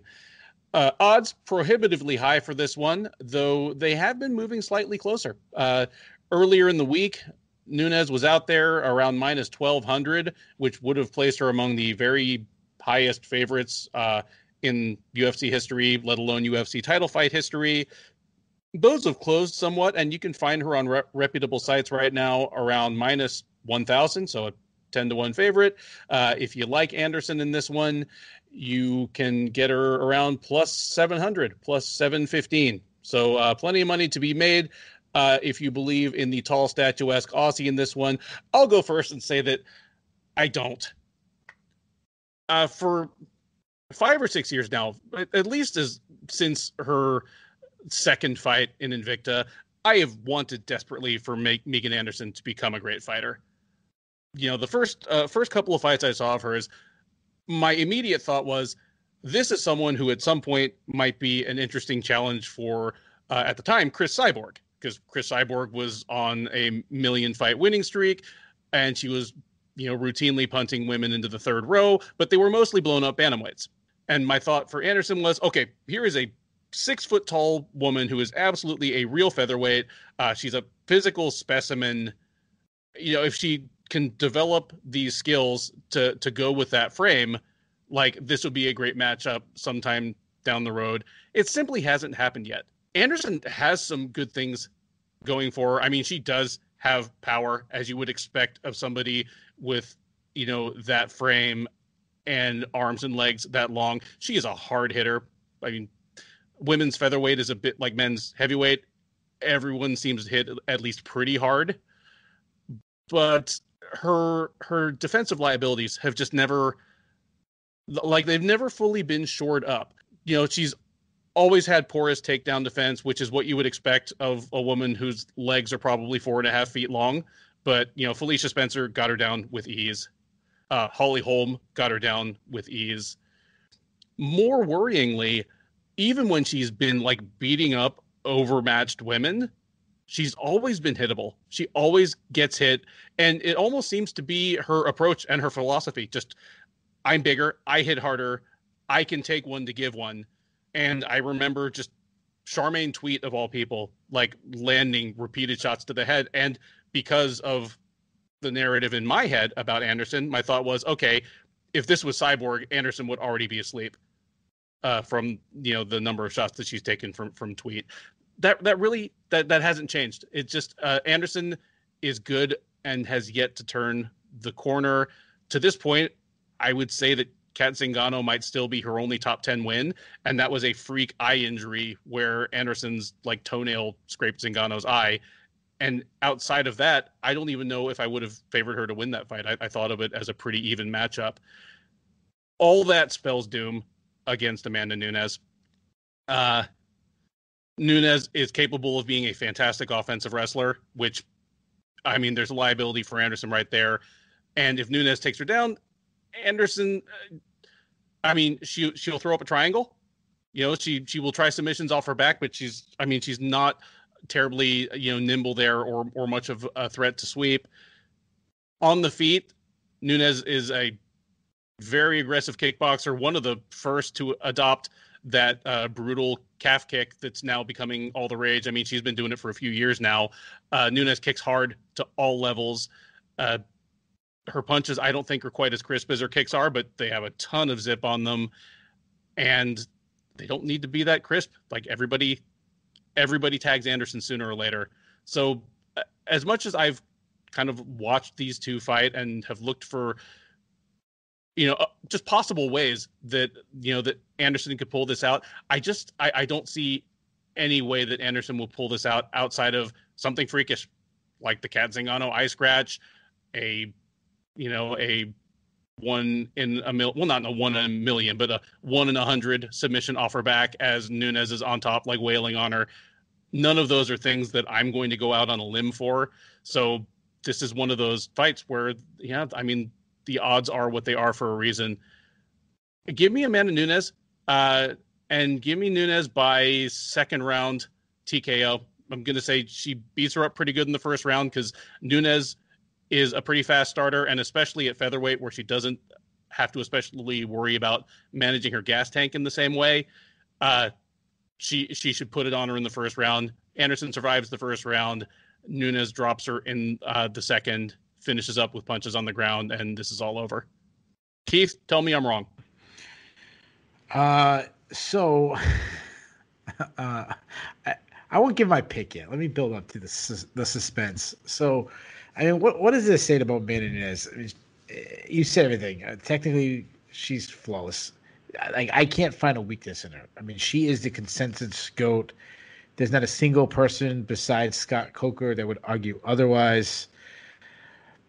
And he's obviously putting a promotional spin on it. She's one of the, you talked about her boxing, like she's one of the best boxers in the UFC regardless of gender. She's light on her feet. She's fast. She's deceivingly long. It's like, they always talk about like her, like weird long arms that like, I remember Misha Tate talked about it. Like she thought she was out of the range and next minute she was getting hit because, how long she is. She also said like how hard she hits. She stays tight. She's technical. She can strike while you're backing up. I was talking about her and Israel Adesanya about their vision.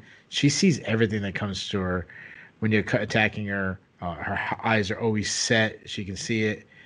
I like the variety in her attacks that she will mix it up everywhere she's going. Crushing power,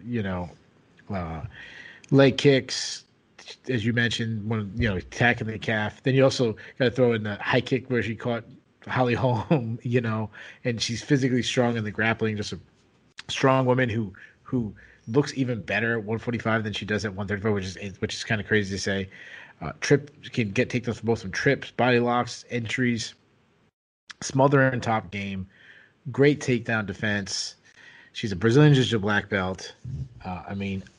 Like I said, I can't find a flaw in her. Move on to Megan Anderson. Megan is a huge woman, and I don't mean that as an insult. This isn't a Sean O'Malley, Casey Kenney type way. I mean it. She's 6 feet tall. She's got long arms and legs. She fights long. She's just a big bully. And again, I don't mean that as an insult. I mean, she was born with physical tools, and that's how she wins, by using her natural size and strength advantage. I don't know if she gets enough credit for how fast her hands is. She's actually a pretty good athlete in speed wise. She throws straight punches. Just your basic 1-2 combination is what you kind of need when you're her size. She has power. I mean, we saw her one punch knockout Norma Dumont. She can also fight in close if it's a plum clinch situation. She can get that plum clinch, knees come right up to the chin very easily. She will actually look for a body lock takedown herself. She's got 3 submission wins. She's got a triangle recently on Zara Farn, or how you say her name. Though she's a sloppy grappler. I mean, you just saw that against Holly Holm. She will lose position very easily. You mentioned the Felicia Spencer, how Felicia Spencer took it down. Felicia Spencer did kind of pulled guard and rolled underneath, and then just turned as she was coming up from rolling underneath, she just turned it into a really sloppy double leg where she got on the hip and Megan Anderson went down. But I purposely left the wrestling last because Megan Anderson is one of the worst wrestlers in the UFC. All you have to do is look at the Holly Holm fight where Holly Holm looked like Bo Nickel. Mind you, Holly Holm was the boxing champion. She was the kickboxing champion. Not Tatiana Suarez. I'm talking about Holly Holm. So I've been picking upsets all night. I'm not doing that now. Nunes absolutely smokes her. She takes it down early, moves them out. Now Megan Anderson could win, and to me the only way she wins is if she lands one huge punch or kick, because anybody can get knocked out, and being the size advantage, that could happen. I would still say I was shocked if that happened, but it wouldn't land on the Matt Serra, George St. Pierre level because of the natural physical size advantage. But I've still taken Nunes. I think Nunes takes it down. I think because she's one thing I didn't mention about is how intelligent she is. Let me take the Jermaine Durandamy fight. She could have stand up and slugged it out with Jermaine Durandamy and her second matchup. No, she's I have a huge advantage on the ground. Let me just take her down.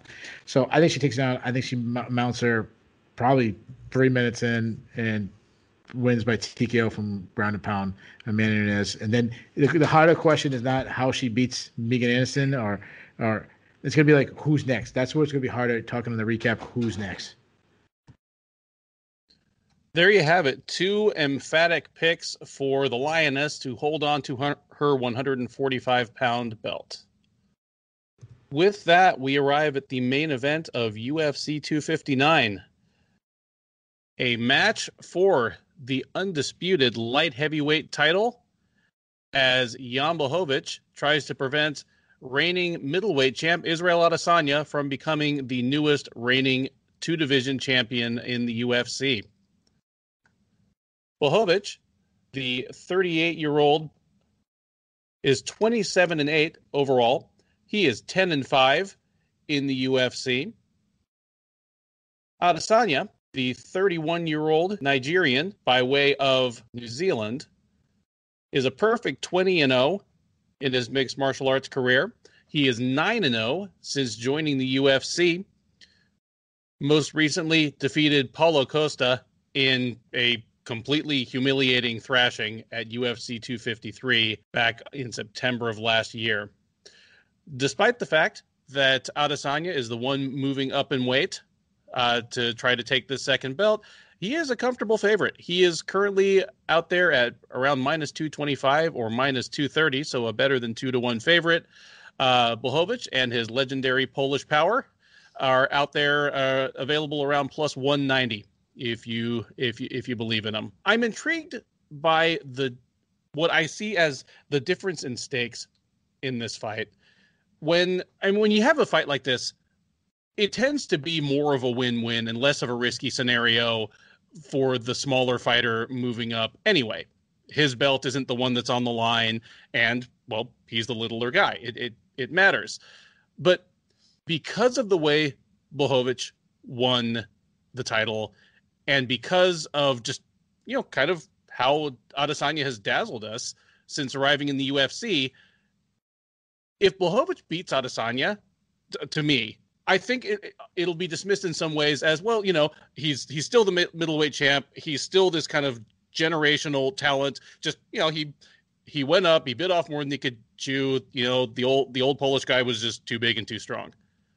If Adesanya beats Blachowicz, even if it's a close fight, a classic fight, there will be the narrative out there that Blachowicz is the high-level journeyman who got lucky and got on a hot streak right when John Jones left the division. As grossly unfair as that is, like, I think that'll be part of the narrative.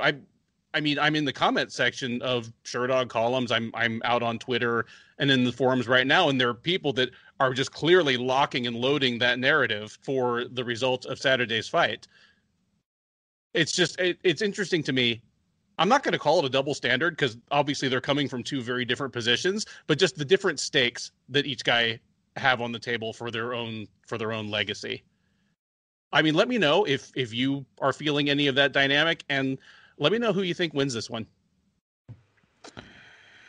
All right. So, yeah, I totally understand where you're coming from. I really like that you pointed out the person going up never has the pressure on them. They are the smaller fighter, as you mentioned. There's not their belt. I mean, we've seen that. We've seen guys who've moved up many times recently, and it worked. And then, but let's not forget the guys who did it. When Max Holloway lost to Dustin Poirier, when BJ Penn lost to George St. Pierre. Like, the times that happened, there was that always out. So the pressure, I think, is on Blachowicz. But I don't think that is going to have as much of an effect on Blachowicz because he's always kind of been looked past. Like, he's never was the guy who's supposed to win. Oh, can I interject one thing real quick? Yeah, sure. Blachowicz has been the betting underdog in 8 of his last 10 fights.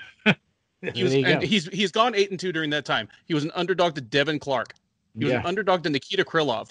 He was a 2-1 underdog against Luke Rockhold, who was moving up in weight off of a brutal knockout loss. Yeah. That's the extent to which we have kind of underestimated Blachowicz. 8 out of his last 10 fights, he's been the underdog. Yeah, and I just think about, of those guys, there's been a couple guys who've moved up to try to take him out. You mentioned Luke Rockhold. Jacare was another one who moved up. It didn't work out for them, so I don't remember if there's anybody else, but, third time's the charm maybe for Adesanya. I'll start with the champion, Blachowicz, which it's funny you saying that. It doesn't seem like he's a champion. So he fights from both stances, though he's better from the orthodox stance. Good jab. He can be overly cautious at times, kind of boring at times. But he has crushing power. We've seen that a lot in his new run, especially I think it was his last 2 fights. Both were really good knockouts. I mean, Corey Anderson was just a little short. Right hand. I think Reyes was a left hook. I'm not sure. I can't remember what he caught. I think it was left hook. He caught Reyes. Just basic shots, just short, tight shots. His left hook is, his money punch. I like that he attacks the body. He was doing that against Dominick Reyes. He's a little flat-footed. He's not. I don't think he'll ever be categorized as a great athlete. He drops his hands to block the body. I saw that against the Corey Anderson fight. That's actually the thing that when I picked Dominick Reyes to beat him, I thought it might be something where, you throw a kick, he kind of reaches down. I thought that was something that Reyes could exploit, but that was not the case. It was a pretty one-sided affair. His clinch striking is really good, though. Like, if he can get in close, he'll beat you up there. And his takedown defense at one time was terrible. Like, he was one of the worst wrestlers on the roster. Now it's probably a strength. I somehow skipped over his kicks. I apologize because I jumped right to the grappling. Good kicks to the body. We saw that against Reyes. Also good leg kicks. Now, yeah, like I said, his takedown defense is probably a strength. And he's a Brazilian jiu-jitsu black belt. I wouldn't put him Damian Maia, but I would put him a little higher than Thiago Santos if I was, categorized in black belts. I mean, he submitted Nikita Krylov, which is, good win on your record. Move over to Adesanya. I don't know if I said this before, but I'll say it now. So there's a lot of guys that are fun to watch on film. Israel Adesanya is my absolute favorite to study on film, and because he's the guy. Like, I feel like he challenges me to learn things when I watch him, because I have to learn more, because he's just on levels that, like, beyond my understanding of the game that I really want to learn. I think he's the best striker in MMA history. He has all the tools you want in a striking sense. He can fight from both stances. He's extremely calm. He's got length. He's the master of distance. We've talked about before where he can fight in your three basic striking all the way out, mid range all the way in. I mean, there's other, before anybody says, there's many, many different other ones, but your three basic. Speed, accuracy. I love his slogan. He doesn't pray and hope. He aims and fires, which is his thing. Feints with both his hands and his legs. Those hip turns over. He freezes opponents with his feints. He was doing it to Romero. He's so intelligent where he just sets traps. Get some of the best vision I've ever seen. I mean, you just look at the Brunson and Whitaker fights where they, went to attack him and he just saw everything was coming, was easily dodged away from those attacks. He does hang his hands low, and I think that's like kind of baiting you to chase his chin because he's got incredible head movement where he just slides out of the way and puts himself in range. That's what he caught Robert Whitaker with. Blends punches and kicks together flawlessly. When he'll attack, come out with a blitz. He'll switch his stance in the middle of blitz so you get different angles. So not only does he hit you in different angles, but when he's done striking and it's your turn to counterplay, he's in a completely different stance than when you when you hid behind your strikes.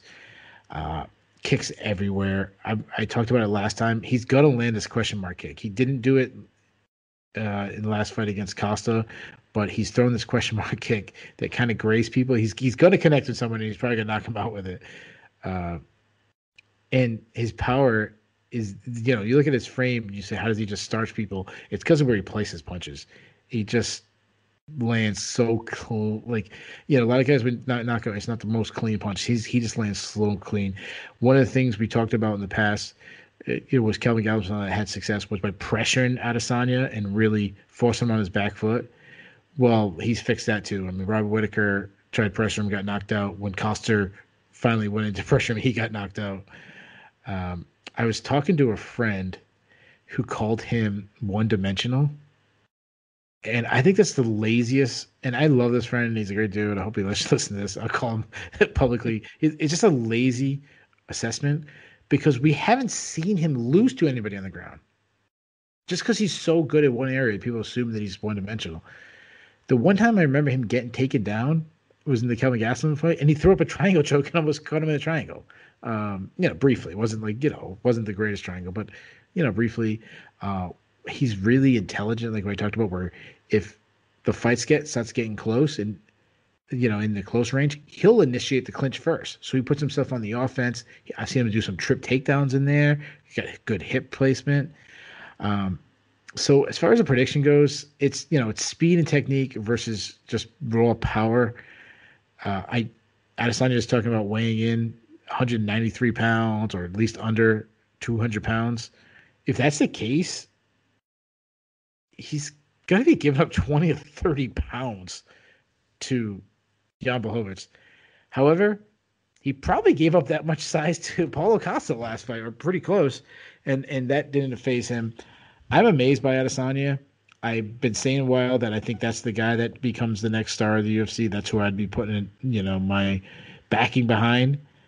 And I hate picking against Blachowicz at this point because it's kind of what I talk about Derek Lewis. I always pick against him and he proves me wrong. And it's kind of the same thing. And he's going to be bigger. He's a better striker than I'm giving him credit to. All the above. I'm a fan of him. Like, he seems like such a good person. When he I don't know, was it Instagram, one of these videos where he came off the plane and his whole country seemed like his whole country came out to greet him. You have like a kind of journeyman who got that moment. Like, that's one of the nicest moments to see. A very unlikely thing. So I hate picking against him. But dude, Adesanya is on another level. I think he's special. I think I'm going to be in the Sherdog forums arguing for him to put him way higher in the pound for pound rankings. Not only so, I made my fight of the night pick.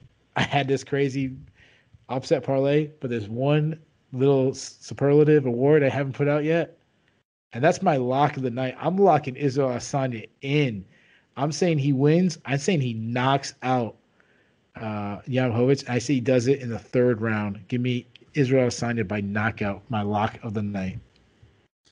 There you have it. A confident pick for Adesanya to become the newest simultaneous two-division champ in the UFC. And it's hard for me to argue. any of those points. When this fight was first announced, my immediate off-the-cuff thing, because, I mean, they started talking about this as soon as Blachowicz won. It's like vultures started to circle. Like, Blachowicz won the title, and within 30 minutes, John Jones is tweeting, should I go back down and get my belt? Israel Adesanya is like, poor Jan. Like, everybody just thinks this dude is chopped liver. And before I started thinking about anything stylistic, my off-the-cuff reaction was, we've been underestimating this dude for like 3 years now, and he keeps answering the call. Maybe this is going to be another time when he shocks the world, but it's hard to see how he does. I think he's always been a pretty good striker. He's a substantially improved one, but against Adesanya, that almost doesn't matter, because the best strikers Adesanya faces are the ones he outstrikes the worst and embarrasses the worst. I mean, leaving aside Anderson Silva, which was basically, 3 rounds of hard sparring with one of your heroes. It's almost like, fantasy baseball camp for Adesanya. But like Whitaker and Costa, probably the 2 best strikers he's faced, are 2 of the guys that he embarrassed and just completely outclassed the most thoroughly. Gastelum was able to pressure him because Gastelum, I think, had the threat of the takedown as well as, good boxing of his own. But even if I were to say, hey, maybe Blachowicz just completely sells out for the takedown, look where that got Derek Brunson. Like, Brunson just sold out for the takedown, and Adesanya danced circles around him and just was almost like punching him in the back of the head standing, because Brunson would just run so far past him. It was embarrassing. He really is on just another level in terms of how he sees, you talk about vision. In terms of vision, obviously his physical reflexes are beyond elite. His technique is beyond elite. But as far as the mental side of the game and the vision, it really is on another level. He's one of those people that just clearly sees what's going on in front of him, like in slow motion. And because of that, Blachowicz can last for as long as he wants to make this boring, but he's not going to make this into the Romero fight. Like, Blachowicz will go first if he has to. And he has the power to end it, but I'm not going to pick him to be the first guy to land on Adesanya cleanly like that. It is a shame, and it would be great to see Blachowicz pull off the upset, not because I dislike Adesanya. I mean, I love seeing greatness. But yeah, just for the reason that Blachowicz has been such a great story, and it would be great to see him teach us our lesson one more time about writing the guy off. But I don't think this is the fight. I think Adesanya pieces him up. You picked a 3rd round finish. I could feel that. I'm going to go 2nd round, just so we have a little bit of difference here. And I bet he shows us something we haven't even seen from him before. Maybe this is the time he lands that question mark kick, because it's been a matter of inches before. Nobody's ever in position to block it because they don't know where it's coming until he flips it, and all of a sudden the foot's coming up at their head. But maybe this is the time he lands that. But yeah, give me Israel Adesanya by some sort of sensational finish, and then the questions will just be immediate. What's next for him? What's next for the division? There you have it. The Sherdog Radio Network preview for UFC 259. Blachowicz versus Adesanya, or UFC 259, everything but the kitchen sink. UFC 259. We're sorry for what this lineup is going to do for our next 6 weeks of fight nights, whatever you want to call it. One of the most stacked cards in recent memory. Enjoy the fights. Join us through the Sherdog front page, or just simply go to the Sherdog YouTube page for the recap and reaction immediately afterwards. We will take your questions and comments through the comment section and break down what is sure to be a sensational night of fights. Thanks for listening.